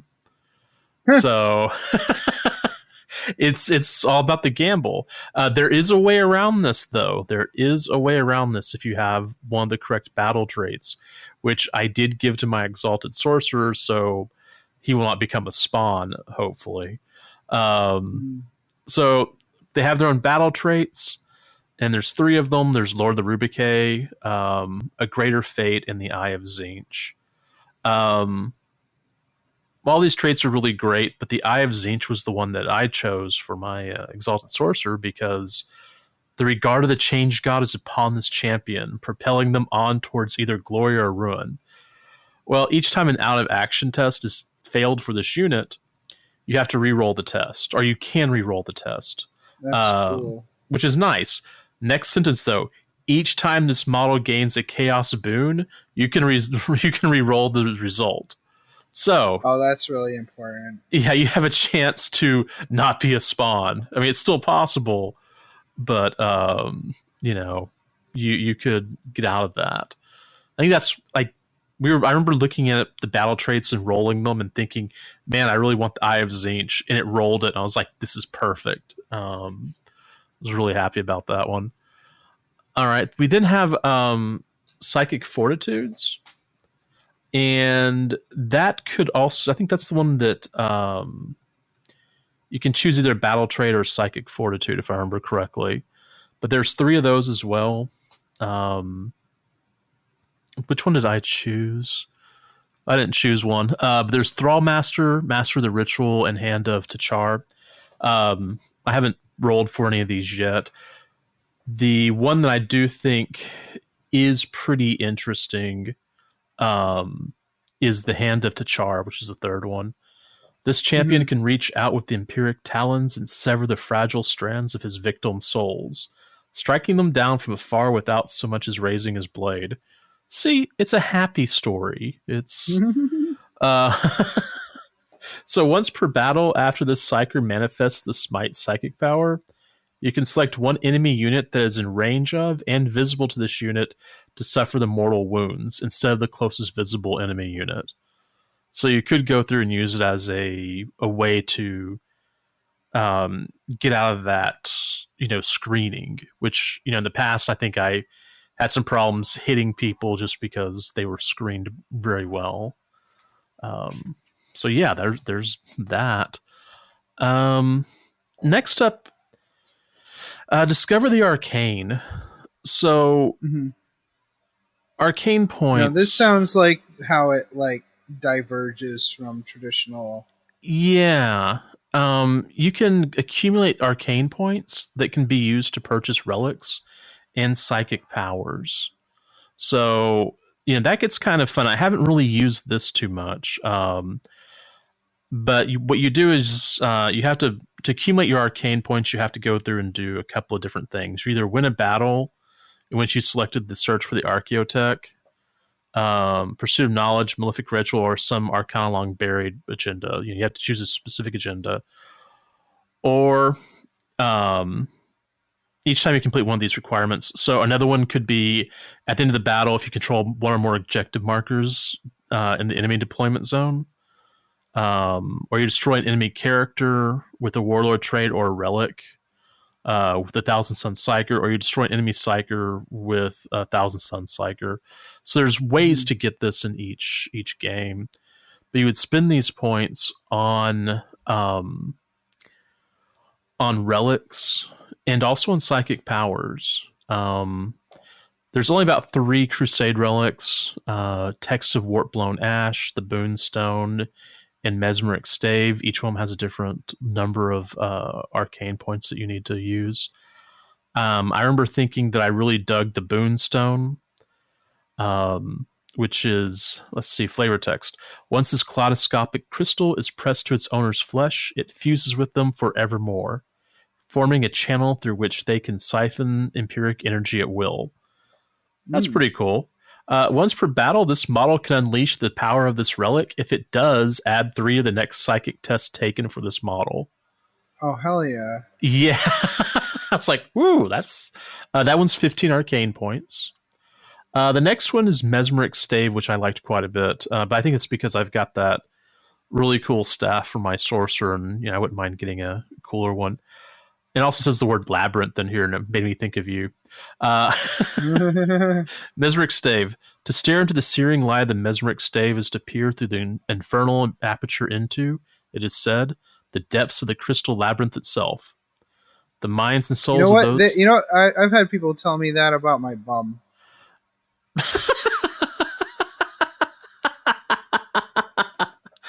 Yeah, I'm not going to start. I'm not going to go with that one. Anyway, the minds and souls of those who do this are soon forfeit. It's basically an upgraded staff, better damage, better ranged weapon. So let's see. You could also go through and purchase Thief of Fate or Binding Flames or Vision of Dooms, which are psychic powers. Which one? There are two of them here I really dug. Thief of Fate. This horrific power leeches away its victim's future, the time they have left to them, and the deeds they are fated to perform, bestowing that flush of potential upon the caster even as it reduces the victim to less than a shadow upon real space. See, it's another happy story here. And this is also Witchfire. If manifested, select one enemy unit within 18 inches and visible to the Psyker. That unit suffers one mortal wound. Then roll 1d6 on a 3-up. That unit suffers one additional wound roll. Repeat this process each time, adding 1 to the required result until either the roll is not successful or the enemy unit is destroyed. This model then regains 1 lost wound for each enemy model that was destroyed by this psychic power.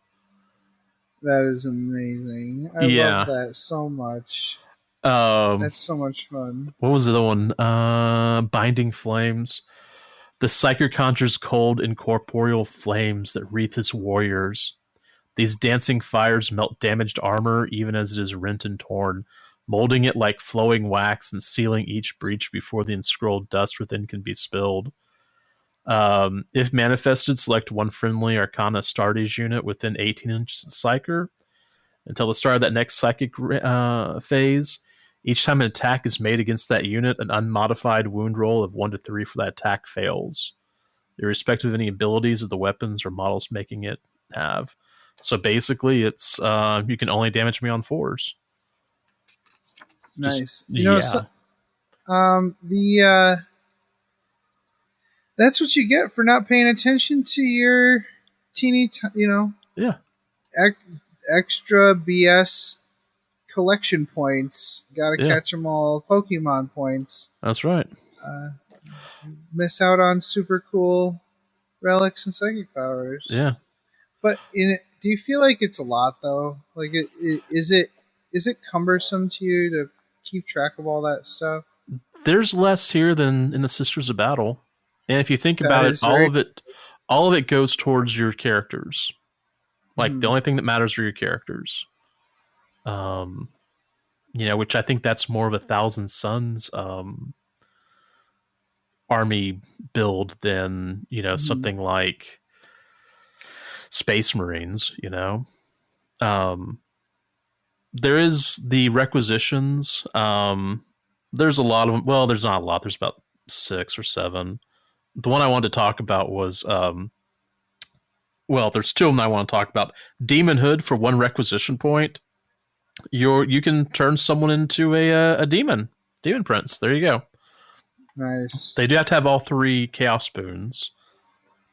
But yeah, or flesh change for 0 requisition points, a big whopping 0. You can purchase this requisition before or after battle and select 1 Arcana Astartes character and turn them into a spawn. See, this sort of flavors kind of the the goofy thing that I like there. All right, so that was the Thousand Suns Codex. I'll try not to talk about everything in the book just because, we're all losing our voice here. There should be like a requisition for like consuming a spawn in flames or something. Just like sacrificing a spawn to, like, you can you can replace something power level for power level in your list. Yeah. But if you do that to a spawn that wasn't a spawn at the start, You know what I'm saying? Like someone who actually turned into a spawn during the campaign. That would be kind of if you immolate them with magic and spend a requisition point, you should get something cool for that. Yeah, I mean it's got when you remove that unit from your order of battle and replace with a spawn unit, they start with the same number of experience points as the character replaced and gain the appropriate number of battle honors for its rank. So you could have a seriously badass spawn army with the rules from that white dwarf and from this. Like, boy, you could have a lot of spawn. Just flood the board with all of your failed characters. That would be kind of funny, actually. That would actually be very, very flavorful. All right, so now let's bounce over to the new Warped Meld Pact. I'm not going to go into all of this because it's... I haven't had a chance to play this one yet. I know that Tucker was threatening to send me a bunch of Zangors. Yeah, okay. Yeah. And that's the gist, right? It's a Zangor army. It's a Zangor army. Like, after reading this and after kind of thinking about it, I would play this army face to face. Like, in real life, and I would probably have a lot of fun with it. You could not pay me to play this on Tabletop Simulator. It would give me all of the anxiety. But it seems like it's, it could be a fun unit in that this is an Army of Renown. Let me go ahead and go over some stuff here. Restrictions, you can't include any named characters, so Armin doesn't show up. All units in the army must have the Thousand Suns keyword. No vehicles, demons, or Thousand Suns cultists, which that kind of cuts down some things real quick. Your army cannot include any units that might know psychic powers from the discipline of vengeance, which I think is the Demon Prince. That's the one I could think of that would have that. And your army must include more Bray units, more Sangor units, than the total number of Rubric Marines and Scarab Occult Terminators in each detachment. So you have to, you've got to have more Zangors than anything else. All units in the army gain Warp Meld Pact, and you now have access to a new trait, a new relic, and a new Kabbalistic ritual, which I didn't even talk about the Cabal stuff because it's not part of the Crusade for the Thousand Suns. So you also, let's see what else, blah blah blah. Your units do not gain the Brotherhood of Sorcerers ability, which is a big thing for the Thousand Suns. But your Assaulted Sorcerer, your Infernal Master, your Sorcerers, Zangors, and Chaos Spawn do gain the Touched by Tzeentch ability, which gives them a 5-up invul save. And each time a model in the unit would lose a wound as a result of a mortal wound, you roll a d6, and on a 5-up, that wound is not lost, which is kind of big. And at the start of the first battle round, before the first turn begins, models with Touched by Tzeentch can make a normal move of up to 6 inches. So you can actually get these guys across the board. They can't end the move within 9 inches of any enemy models, but that is still pretty good. I think if you have a lot of these relatively weak, delicate creatures in your army, and your army is mainly made up of them, you probably need that extra movement just so you can hopefully get into combat sooner. Yeah, I mean like at Adepticon, I was playing a list that had a lot of Zangors in it, and I could have that was kind of what I noticed, was they just couldn't get across the board quick enough. Mm-hmm. They also gain Strength the Brayherd. So at the start of your Psychic phase, of the units within 6 inches of a Warp Meld Pact Zangor unit, whose combined model count is 15 or more, the unit generates 1 additional Cabal point, so you definitely want to have those larger... Oh, nice. Yeah, you have to have those larger things, because since you won't have as many sorcerers on the board, you'll need to have some way to generate those Cabal points. Mm-hmm. Let's see. This thing, like I said, only has 1 warlord trait, 1 relic, and 1 ritual. Okay. The warlord trait is a manipulator of reality. And at the start of the first battle round, after any units from your army have performed any normal moves as a result of the Touched by Tzeentch ability, you can select up to 3 friendly Zangor units, remove these units from the battlefield, and set them up anywhere on the battlefield that is wholly within your deployment zone. So you can go. Wow! So yeah, wow, you can redeploy them, then you can move them 6 inches. Yeah, it's great. That's one of the issues with 1,000 Suns is they don't like the rubrics don't move quick. The Terminators definitely don't move quickly, and the Zangors need to be across the board. Otherwise, you're gonna have a bad time. That's great, dude. Because you can, no matter how they deploy, you're like, okay, all of my Zangor are immediately in front of wherever you put the thing I want to tie up in combat. Right, and then you're gonna boost them forward some distance. Yeah, that's great. So it's kind of funny because this manipulative reality warlord trait is a lot like the is it Cult of Duplicity from the regular codex, where you can just move stuff around, and just because you've deployed like that doesn't mean anything, you know. And I will be honest, that's kind of the way I like to play. Like in 7th edition, I had all those Legion of the Damned because I liked being able to just drop stuff in, you know, wherever. Real quick, the Kabbalistic Ritual, for 6 Cabal points, you can use the ritual before taking a psychic test for a blessing or malediction psychic power. When taking the psychic test, roll 1 additional d6. If the result of that psychic test is 10 or more and not denied, select 1 friendly Zangor unit within 9 inches of the psyker, manifesting the power. And if the unit has the Bray keyword, which I think they all do, return up to D3 destroyed models to that unit with their full wounds remaining. Otherwise, that's great. Return up to D3 destroyed models to the unit with their full wounds remaining. So, you know, just by the Kabbalistic Ritual is something that you just add the points after you to either, you know, pass psychic tests or whatnot. So, you know, if you've got those extra points, you can just use that to get more reinforcements. Yeah, dude, I love that. That's cool. Stratagems, there's a few of them. I looked at Gift of Change, wherever it went. The energies of the warp can swiftly remake a being they have destroyed in their own image. So use the stratagem in your psychic phase when an enemy character is destroyed. Set up a new warp meld packed chaos spawn unit from your army on the battlefield within 6 inches of that unit and not within engagement range of any enemy units. Yeah.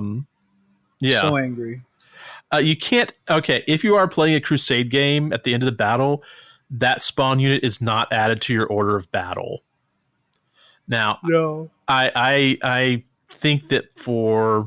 How about this? For 1 requisition point, I think you should be able to allow it and name it after the character that was, you know, smashed. Yeah, there has to be, like... There should be some way of doing it. Yeah. Like maybe a psychic action or something to dominate the mind of the spawn and shackle them to your will. Yeah, I mean, this is narrative in Crusade. It should be just silly enough that you can handle it. Nice. So here's another thing I don't remember. Oh, no, you didn't. This was new. The rituals. Yeah, this is all from the new book. We haven't even had a chance to... We haven't gone through and done it because I just really don't want to use... I don't want that many Zangors in tabletop. Mm-hmm. But this part is... Oops, sorry. This part is not... It's staying in there. This is not warp meld pack stuff. This is... You can just do arcane rituals, right? Like, it's not a... Yeah, I think... It's a separate rule set. Right, so they've gone through and expanded out again, you know, made the rules a little bit more layers, flavorful and layered, and, you know, where I won't remember them. But there's some cool stuff in here. So arcane materials, basically the arcane rituals, you're going to take, how can I put this? It's a way to go through and spend more points to upgrade relics and whatnot.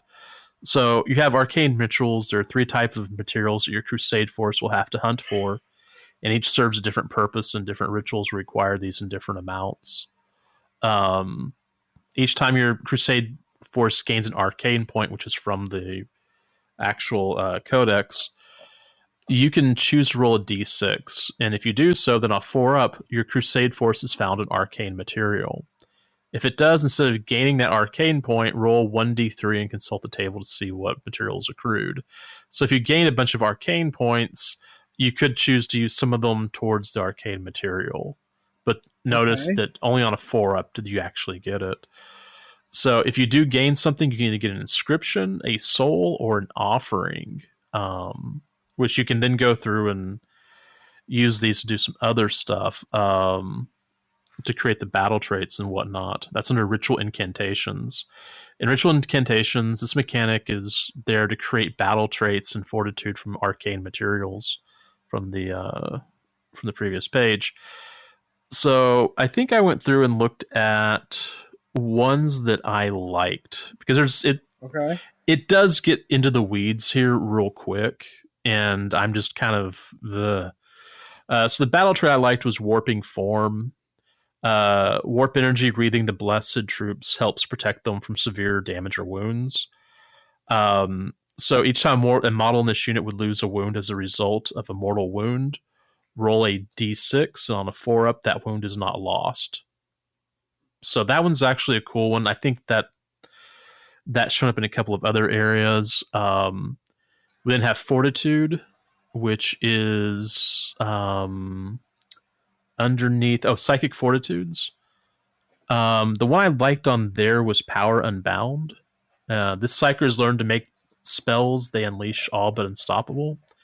So each time this unit attempts to manifest a psychic power, if the psychic test includes a double and is successful, that psychic power cannot be denied.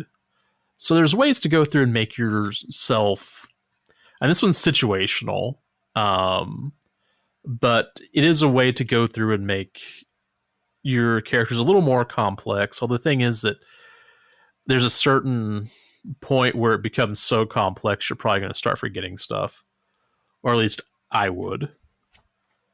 Let's see, agendas. You have 3 agendas on here. I don't know if I would which ones these I would take. I think bind their souls was really interesting. You're keeping a soul binding tally for each unit from your army. Each time a Thousand Suns unit from your army destroys an enemy character unit, add 1 to its soul binding tally. At the end of the battle, the unit from your army with the highest soul binding tally gains 4 experience points. And your Crusade force gains 1 soul for each of the following. The enemy warlord is destroyed, and all the enemy character units are destroyed. So that might be an agenda I would probably take, just because it would be easier for me to remember. Yeah. You know. All right. Let's see. Sorry, there's still one more thing, then we'll be done with this part, and I can take a breath. All right, arcane rewards. So these are additional relics you can spend arcane points on to further power up your exalted sorcerer or your whoever. You will need some ritual incantation material to purchase these items. There was 3 of them there. The one I found probably the most interesting was Etheric Siphon. Each time the bearer successfully manifests psychic power or denies the psychic power, he regains a lost wound. It might be a little OP.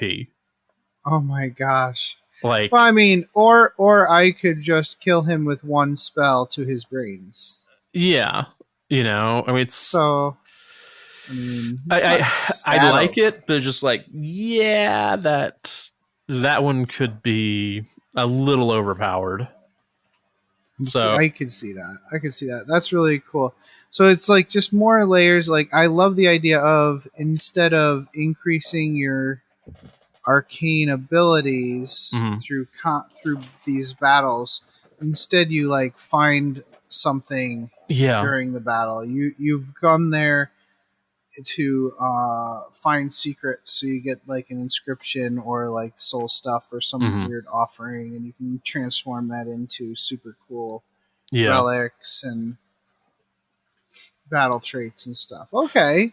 Yeah, it's really flavorful. It's a great way to definitely create your very own exalted sorcerer that's not going to be like other sorcerers, just because there's so many little paths that you could take that it would be very difficult to duplicate. It does look complicated. It's a little there's complicated. A lot going on here. Yeah, I can guarantee I'd forget stuff, but if you know what you're wanting, it could probably be fairly easy to gear your sorcerer a certain way. Right. You can even just start with, okay, this is my model. I want it to look like this model. Yeah. Like say you went and bought that new Arcane Cataclysm box set, and you're like, I am going to take this Curseling model and make an Exalted Sorcerer out of it. What does she look like? I don't know. And so I got to have this staff, and I have to have this sword. She's like, partially like, she's got some kind of weird thing, dual mind thing coming out of her head. So ooh, I like that. Yeah, maybe that's what she can do, some extra powers. I don't know. But yeah. This lets you further sculpt your character into what you want it to be, and I think that is definitely something that you've told me in the past that that's what you're interested in doing. So definitely something to keep an eye on. All right, so there's a lot of other stuff in this book other than Thousand Suns stuff. We're going to go over it very quickly. So the Castellans of the Rift Codex Supplement. It's not. The Castellans of the Rift Codex Supplement is somewhat uninspired in my opinion. Once again, we're doing the +1 to hit on the charge, and enemies can't wound on a 1 or a 2. Like, I said good because I was looking at it trying to see if I could generate. No. What you're seeing is not special. Okay, just checking. They have a fallback and shoot warlord trait, +1 to hit, and enemies can't wound on a 3 warlord trait. And then the third one is interesting. The warlord points at an enemy unit, and the friendly units can reroll charges and add +1 to their strength when they attack it. Oh, tip of the sword? So, like, they're, like, pushing into the fight. I don't know. It's an interesting warlord trait, but I'm confused as to whether the Castellans of the Rift represent it. That's my thing. Like, who are these guys? And the book really didn't tell us that very well. This reminds me of like Babe Ruth, like pointing out to that's where my home run's gonna go. I mean, yeah, exactly. Go get them. The relics. There's a relic bolter and a relic bolt storm gauntlet. There's also a fight's first armor that provides an extra 3 inches of heroic intervention. So these guys are looking a lot like a Space Wolfy type army. Yeah, but I really don't think they are, though. They're more of they're kind of crusading, but they're defensive. So I don't know what's going on. You know what this reminds me of, actually, now that I think about it?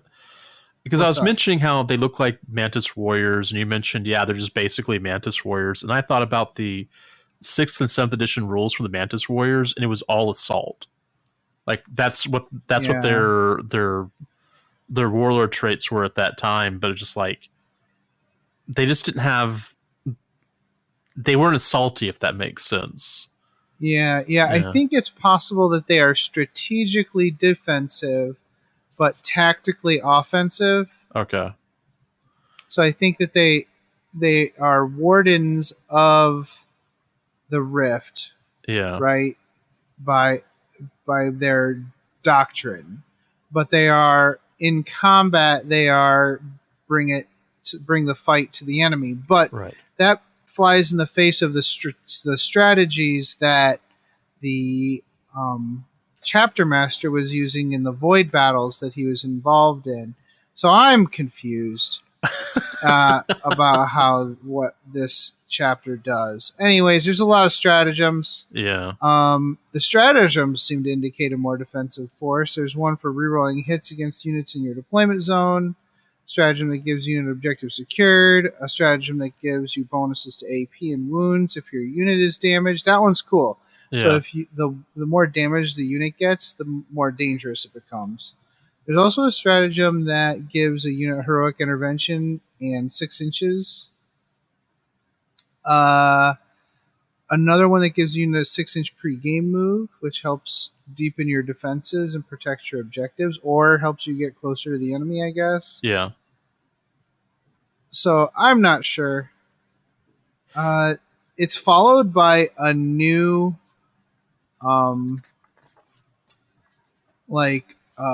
Crusade force. It's the Warden Raiders, and I think this is what you're supposed to be doing with the it's like helping us identify what the Castellans of the Rift are supposed to be doing.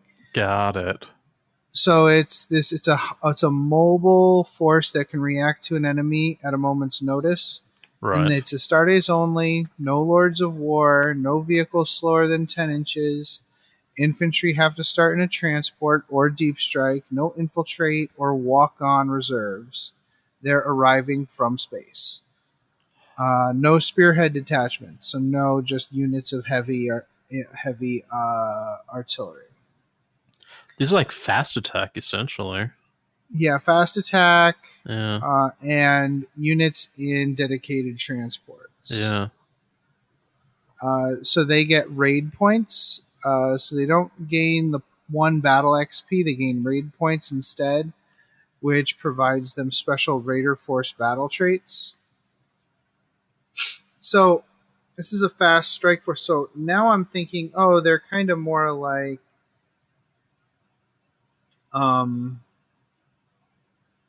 White Scars, kind of. Yeah. Or when this first came out and I read Guard. it, I thought of when I first read this whenever it first came out, I thought, well, isn't this White Scars? Yeah. But so yeah, I don't know. Which is fine. It's fine to have a Crusade force that's not White Scars. I mean, any chapter can have this kind of fast-moving strike force, and that's fine. I'm just still trying to figure out whether this relates directly to the Castellans of the Rift, and they're trying to show us how to play that army by doing this as the Crusade force. Yeah. And if they are, then that's fine, but that makes the Castellans of the Rift rules, Codex Supplement, even more confusing because they don't make any sense for a quick strike force like that. Yeah. Yeah, I see what you're... Yeah. So we have some picks. Yeah. We have some picks here. We have some picks for the Warden Raiders. Here are the agendas that we picked. I picked Mechanized Assault because I think this is cool. This is what this army is supposed to be doing. Warden Raiders were as adept at lightning assaults with battle tanks and light vehicles as they were on foot. Keep a mechanized assault tally for each strategic reserve vehicle unit in your army. So a unit that's been put in strategic reserves.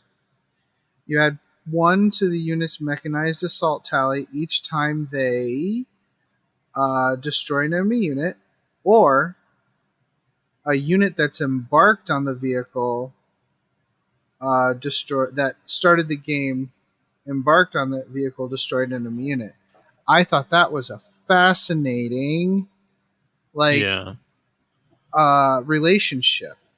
The unit that started embarked on the transport provides raid points to the tank they were embarked on when they kill something. Ooh, that's neat. Yeah, you're going through and making honor points for your ride, for your transport. Yeah, that's really neat. I chose sabotage supply lines. So, Raider Force agenda, cutting enemy supply lines was a vital task for the Space Marines caught behind World Claimers' armies. Without resources, the forces of chaos could be slowed down. So you'll keep a sabotage supply lines tally for each unit from your army. Add one to the supply line tally each time it successfully completes the sabotage supply line action below. If you selected this agenda, then infantry and biker units in your army can attempt the following action. So the action is sabotage supply lines. One or more infantry or biker units from your army can start to perform this action at the start of your movement phase. Each unit from your army that starts to perform this action must be in range of a different objective marker that has not been sabotaged by your army. The action is complete at the end of your turn. I like that. If this action is successfully completed, the objective marker is said to have been sabotaged by your army. Each unit gains a number of raid points equal to its sabotage supply lines tally. Cool. I really dig that because, we played that one campaign where I had to capture like something in one turn, but I literally couldn't do anything to it until the next turn, to gain. Mm-hmm. And so I'll be honest, this almost like army, it's not an Army of Renown, but it reminded me of an Army of Renown, is very, very White Scars. It's cool. It's just, very bad. I guess the purpose is in the name, Warden Raiders. Yeah. So Warden means like they're defending something, but they're doing it with speed. Yeah. They're doing it as a response force, not as a holding force. Right. So for the battle traits, they're in 3 groups: bikers, infantry, and vehicles. Mm-hmm. I chose to do a vehicle one because, again, I'm very interested in like this dedicated transport infantry thing. I picked Flank Roller. This vehicle always arrives in the nick of time to roll up a foe's flank and turn the tide of battle. So when you set it up from strategic reserves, you count the battle round number as one higher than the current battle round for determining where it can be set up. So you can actually get closer to the enemy deployment zone than normal, which is really cool. So I chose one from the raid biker units battle traits. Mm-hmm. I chose skilled flankers, which is essentially the same as you. It's literally the same. It is. Oh, yeah. I just okay. Yeah, I looked at what you chose. I'm like, okay, I won't get anything from there, and then I didn't bother to read what yours said. I think that those are really strong traits for. That's a flavorful trait for what you're doing. So sure. Yeah. That is totally fine.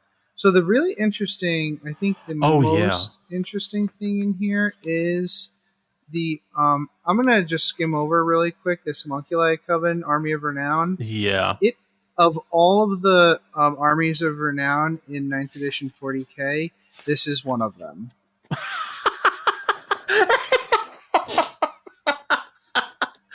Oh, that's awesome. Okay. So let's talk about this Chaos Undivided Army of Renown.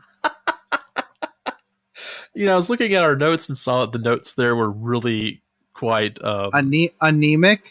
Yeah, that's a nice way of putting it. That's a very nice way of putting it. So Chaos Undivided Army of Renown, I think, is a reason to buy this book on its own, personally. Yeah, I mean, I would get it for Warp Meld Pact. Right, like you personally would, but like this is a good value. Oh yeah, this one's actually this one actually still helps my 1,000 Suns quite a bit if I want to run as something else. So yeah, I definitely agree with you. This is a really, really great part of the book. All right. I'll quickly summarize the army. It's chaos only. Everything gets Army of Chaos Undivided keyword. When you put a list together, your detachments count as both Heretic Astartes and Chaos Demons simultaneously. So I went through and clapped my hands when I saw that. I was like, yay! Yeah, so you make a detachment, it has Chaos Space Marines and Chaos Demons, and they both count as both. The army has to have at least one priest unit, and if you played this in our campaign, you could count your dude as a priest. I don't care. You can have the detachment count as 1,000 Suns and or Death Guard as long as you include at least one troops from each of their armies. Yeah. So that was cool to see. Yeah, that's nice so that you can actually include. And I assume that, like, if you're playing with buddies and you have the new World Eaters Codex, and this Army of Renown inevitably doesn't get updated with those rules, I assume you could do the same with the World Eaters if you include. If you include a Berserker unit. Oh yeah, yeah, definitely. The special thing in this is the Dark Patronage. You have a tally for each of the 4 Chaos Gods. It's not just, general Dark Patronage. You have to actually, at the start of the game, you have to say which patron you're benefiting. So you gain D3 plus 1 Dark Patronage points for the god that corresponds to your warlord's faith when you win a game. If you lose, subtract 1 to a minimum of 0. And then you add D3 points if the enemy warlord was killed by one of your units, but it will be in the favor of the god of the unit that killed them instead of your warlord's patron. Yeah. That's kind of fun. That's kind of fun. Yeah, and I like misspoke earlier. It's not an Army of Renown. It's a Crusade army. It's Crusade army. Whatever. Crusade, my bad. It's still... I just misspoke. I really dig... I dig this, because we were talking about it, and you said, well, go read these rules and see what you think. And I remember reading it and going, yeah, this is great, man.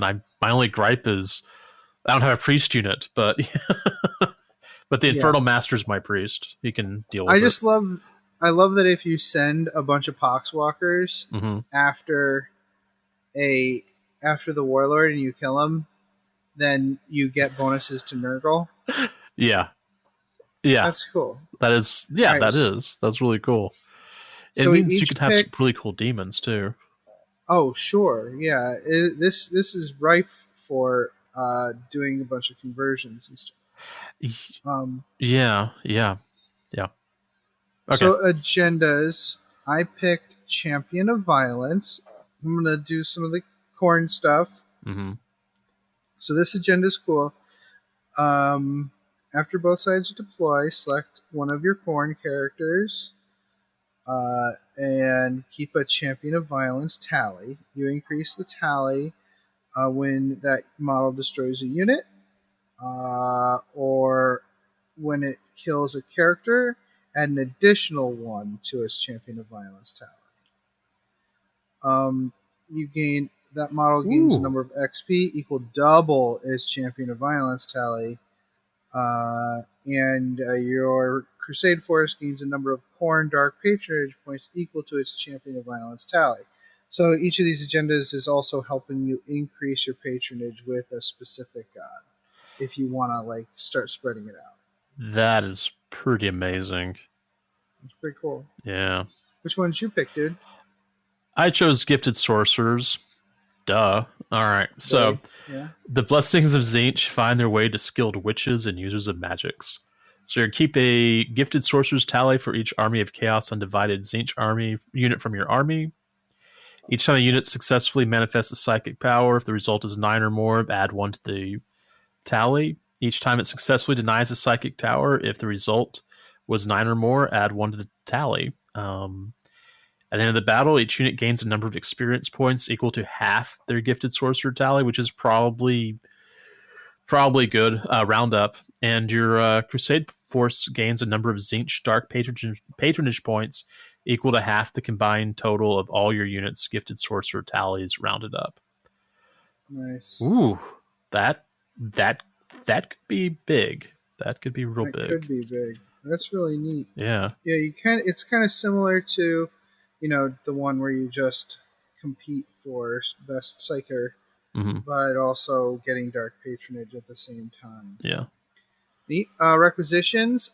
Ceremony of Devotion. So this is the kind of what this is all about. This is still the only thing that kind of annoys me, because requisition points, again, really should be used for, in my opinion, for increasing your army size. Yes. Stuff. Yeah. I'm not sure what the deal is with them having us spend RP on stuff that only will last one game. I still don't understand it. I don't know what's going on with this. Yeah. Is there something I'm missing? Is there a way to get requisition points besides playing games that I'm missing? But anyways, You decrease 5 dark patronage points, and you get a Blessing of Chaos. And we'll talk about the Blessings of Chaos in a little bit. Let's see. You chose Ceremony of Devotion. You chose True Knowledge. Yeah. All right. You want me to go first? You want to go first? I already talked about Ceremony of Devotion. Oh, sorry. Vegged out. It's okay. It's getting late, ladies currently and gents. 11. It's currently 11:10 p.m. right now. Yeah. So, all right. So True Knowledge, 1 Requisition point and 8 Dark Patronage points. A priest of chaos reaches an inner circle of understanding for their chosen god, gaining new tools to bring their patron's will to their subjects. So you'll purchase Requisition at any time. Select one of your dark patronage tallies that has at least 8 dark patronage points. Man, saying that quick is difficult. Mm-hmm. All right. Reduce that tally by 8 and select one Army of Chaos Undivided Priest model from your order of battle that has the keyword of the respective chaos god. You can select one of the prayers presented on page 79 for it to know in addition to any they already do. And you're right, I don't understand why we're burning Requisition points on this. Stuff that you've earned from collecting points. Yeah, you need to be working on getting to 100 power level on your Crusade list, not this. Yeah. All right. So there's a prayer for each of the gods. And I love the idea of having a priest for Khorne that buffs things so that they can have that, and because you're not going to have psychers. Yeah. Well, I mean, I guess if it's undivided, you are going to have some psychers. But anyways, the Khorne buff is imbuement of strength. If this prayer is heard, select one friendly Khorne Heretic Astartes unit within 6 inches. Yeah. And each time the unit makes a melee attack, you can reroll the wound roll. It's not They're too very strong. Yeah, that's cool. Yeah. I chose the Aeneid, which is an aura. Should Tzeentch deign to grant its followers a mote of its power, then those psychers find their spells immeasurably easier to cast. So, Tzeentch Priest only. If this prayer is heard, then while a friendly Tzeentch Heretic Astartes Psyker unit is within 6 inches of this priest, add 1 to psychic test taken for that unit. And that's pretty good because I'm trying to figure out how this The better would you work. roll on those psychic tests, Yeah. the more damage you do for the most part. Yep. So boosting those bonuses to casting actually is a big deal. It's more than just helping it get off successfully. It's also doing better in I'm trying to figure out if because I think Thousand Suns already have a base +1 to for success, so I guess that would make it base +2. So that's making them even. Yeah. And then the character can have a +1 already, so it'd be base 3. It'd be crazy. Yeah, cool. Just popping brains left and right. Okay. Yeah. Oh yeah. Sure. Yeah. If you're playing for the most part, I think you should be using that sweet new Spiker model from Necromunda with the syringes going into their brain and floating in the air. That one for the for whatever priest you like, the priest. That would Chaos priest. That would okay. Cultist, because Chaos Space Marines has some pretty sweet new cultist type units in it. Do they? Okay. It's pretty sweet. There's the new models are, first of all, the models are pretty cool. Yeah. But having more human characters and stuff to play with is, especially ones that are mutated by chaos, is pretty sweet. Yeah, that does. It used to be just cultists, and you're right, that was kind of not as much fun, but now we can go through and mutate them even more. It's fun. Yeah. So Blessings I think that chaos. would be fun to do. I would think that would be fun to do an army where you have a whole bunch of cultists, but they're all devoted to different gods. Oh, and your Crusade army is kind of competing with itself to see which god wins over the Crusade force. I think that would be fun. You'd have a different priest for each god, and you bring a different one every time. It's an idea. Okay. Yeah. So here's the Blessings of Chaos. So what you do is, before the game begins, you use your requisition point, and you gain a cool ability for one game. Yeah. All right. So I'm going to. You actually roll on the table too. Yeah. I've got you my don't die. Pick. You roll. I'm right. I'm gonna do Korn. You're gonna do Nurgle. I'm gonna do Slanesh. You're gonna do Tzeentch. Yep. Right. Here we go. Korn. I rolled a 1. Raw ferocity. The fury of this favored fighter cannot be contained. +1 strength, +1 attacks, and each time this model makes a melee attack, improve the AP characteristic by 1. Oh, that's really good. I mean, these have to be really powerful because you're blowing in a requisition point on it. So what? And yeah, dude, that's what I'm telling you. The only way you get this is with the ceremony of devotion. Yeah, I don't understand. All right. Oh, it's a cool ability. These are cool. Okay. It's just you're spending a requisition point to get them. Yeah. All right. Wow. Okay. Nurgle. Let me roll. Virulent Rot. So much rot infects their form that it can corrode away even powerful close combat weapons in a matter of seconds. Man, there's so many jokes there. All right, so once per battle in the fight phase, when this model is selected to fight, it can use this ability.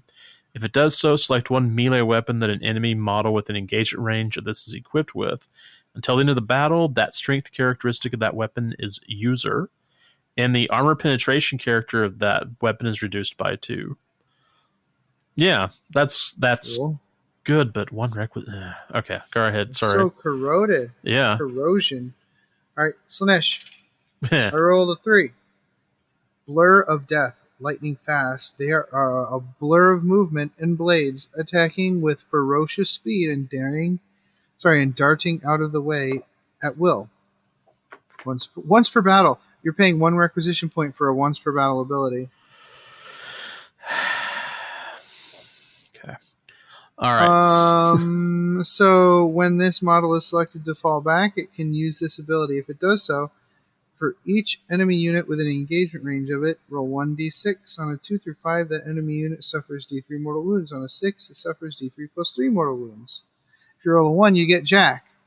Until the end of the turn, this model is eligible to charge in a turn in which it fell back.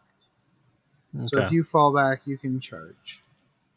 All right. For Tzeentch, rolled a 1, Living Flames. Tzeentchian flames encircle this blessed armor, snapping out and striking any unwary foes that foolishly come too close. Each time melee attack is made against this model on an unmodified hit roll of 1, after the attacker's unit has finished making its attacks, that unit suffers 1 mortal wound. That one's kind of cool.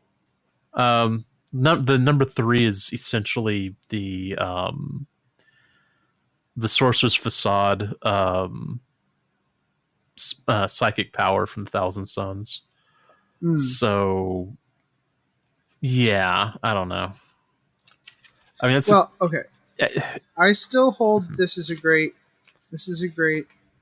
Crusade force. Yeah, it is. And I love it. Yeah. I love, the mixing of the Chaos Gods and in one list, which in itself, I guess, is powerful.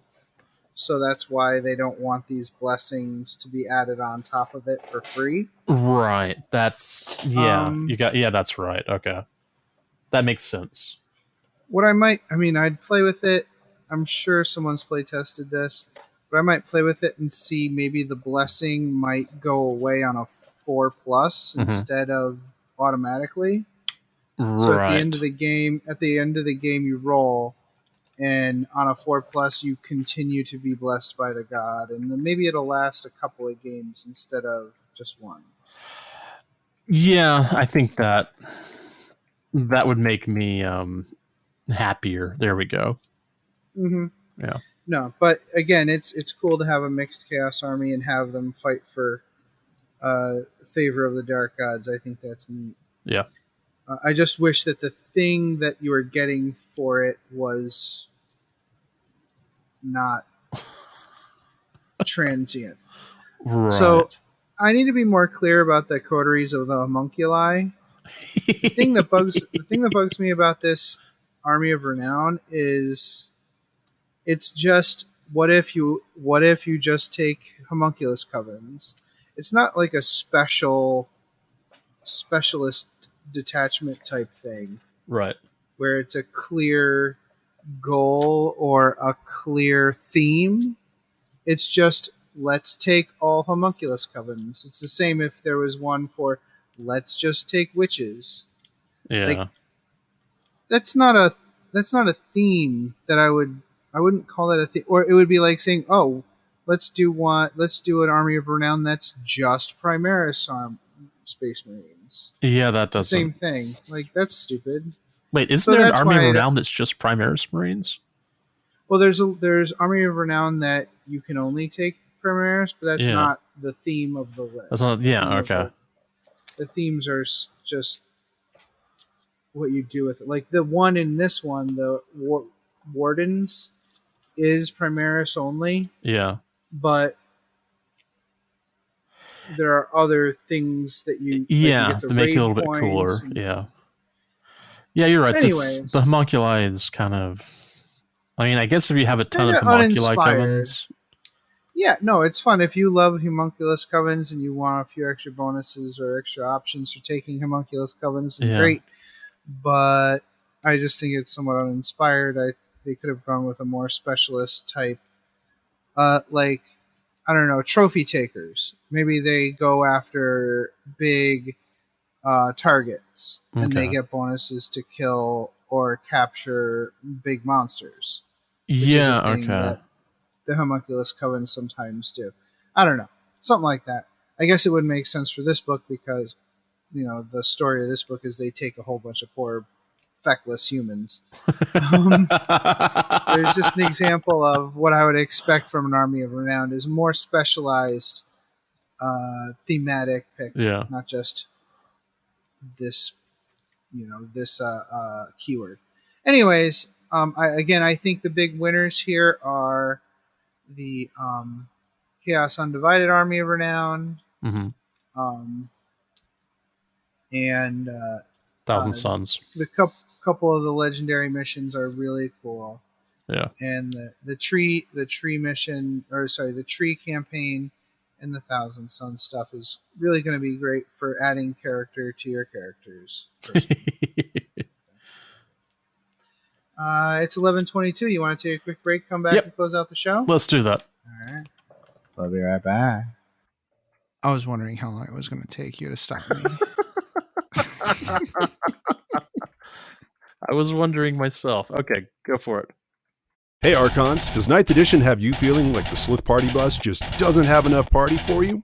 Well, if you want to put a little shock back into your shock brow, you need the Slith Party On!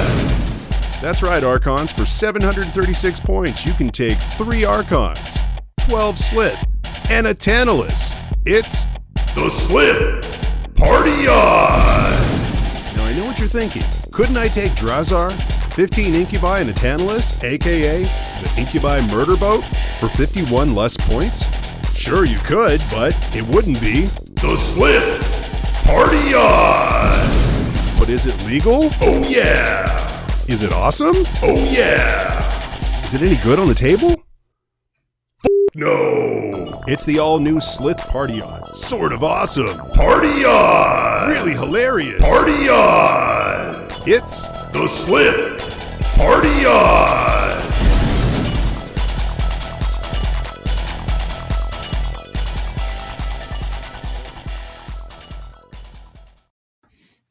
Oh, we've reached level 6, so my voice gets huskier as the evening passes. Jason, how many packs of smokes do I sound like I smoked today? 4 or 5, but you cleared it all out by gargling with whiskey. Oh, there we go. Yeah. So my Aunt Shelley. Yeah, I'm not saying that. I don't want her to. I don't want her to hurt She me. feel like she'll hear you. She'll hear you. I'm not saying your name 2 more times. How about that? She's a lot closer to you than me. Oh yeah, that's right. She is. Okay. Yeah. She's a short flight away. Anyways, closing thoughts. So buy this book. Yeah. It's great. Yeah. Even though we made fun of parts of it. Yeah. Because especially at the end because I'm punchy. Next time, Jason and I are going to get together and you're going to hear video. You're going to hear audio of Jason swearing at Tabletop Simulator. And that's possible. We're going to play a heresy game. Yeah. I don't really know a lot about the heresy, but I know a lot about shooting bolters, so that's cool. We're going to do that. We're going to have a lot of fun. Yeah. We're going to play the smallest army that the book suggests. Yeah. Which I don't know what that number is. My guess is 1,500. I think it is 1,500, but I need to go back and check. My guess is 1,500. Yeah. And I will probably play Iron Warriors because I think Iron Warriors are cool. If I were to actually do a heresy army other than my Imperial Knights, which I don't want to talk about that, I think it would be Iron Warriors. Here's the thing about Iron Warriors, and I'll probably talk about this again next time we play. I love their fatalism. Like, yeah. By the time the Siege of Terra is going on, in my head canon is that they're just like, when they get told to like throw themselves against a wall, they're just like, yeah, that tracks. I'm gonna go throw myself against that wall. Okay. Oh, you gave all our rhinos to the Death Guard who have +1 toughness. That's fine. All right, yeah, we'll just continue to throw ourselves against this wall. That's fine. You're not wrong. You're not wrong. Well, maybe that'll be good. I'll be playing 1,000 Suns because of course I will be. So yeah, that's fine. Yeah, that tracks. My army decided not to be thrown against the wall, and you're there to tell me, you're going to throw yourself against that wall. The wall is just an illusion. There's not really a wall there. Just keep going. It'll be okay. Yeah, we can play a game in the Scouring where we're like fighting over the same pickings in our old territory. I like that idea. All right, guys. Yep. So until wait, what do we do here? We're saying, oh, we're gonna do this next time. That'll be really fun. And then I say, until then, play the game the way you want to, but preferably with enough sleep. And then someone says, nailed it right here. You don't say, okay, nailed it. We'd love it if you could give us a positive rating and review on iTunes. If you'd like to keep in contact with us, you can follow us on Facebook or Twitter by searching for Masters of the Forge. And you can follow our hobby progress on Instagram with the hashtag Masters of the Forge. If you'd like to engage with us directly, you can always join our Discord server. To do so, or if you have any questions, topic suggestions, or if you'd like to advertise your creative hobby endeavor, contact us at mastersoftheforge@gmail.com. Please consider supporting us on Patreon at patreon.com/mastersoftheforge. Thanks. The music used in this podcast was made by Parad of the duo Sublevel 3. The track is used with his permission. This podcast is protected by the Creative Commons Attribution, No Derivatives, Non-Commercial International License. More information about this license and contact information if you have any requests can be found at our blog mastersoftheforge.com.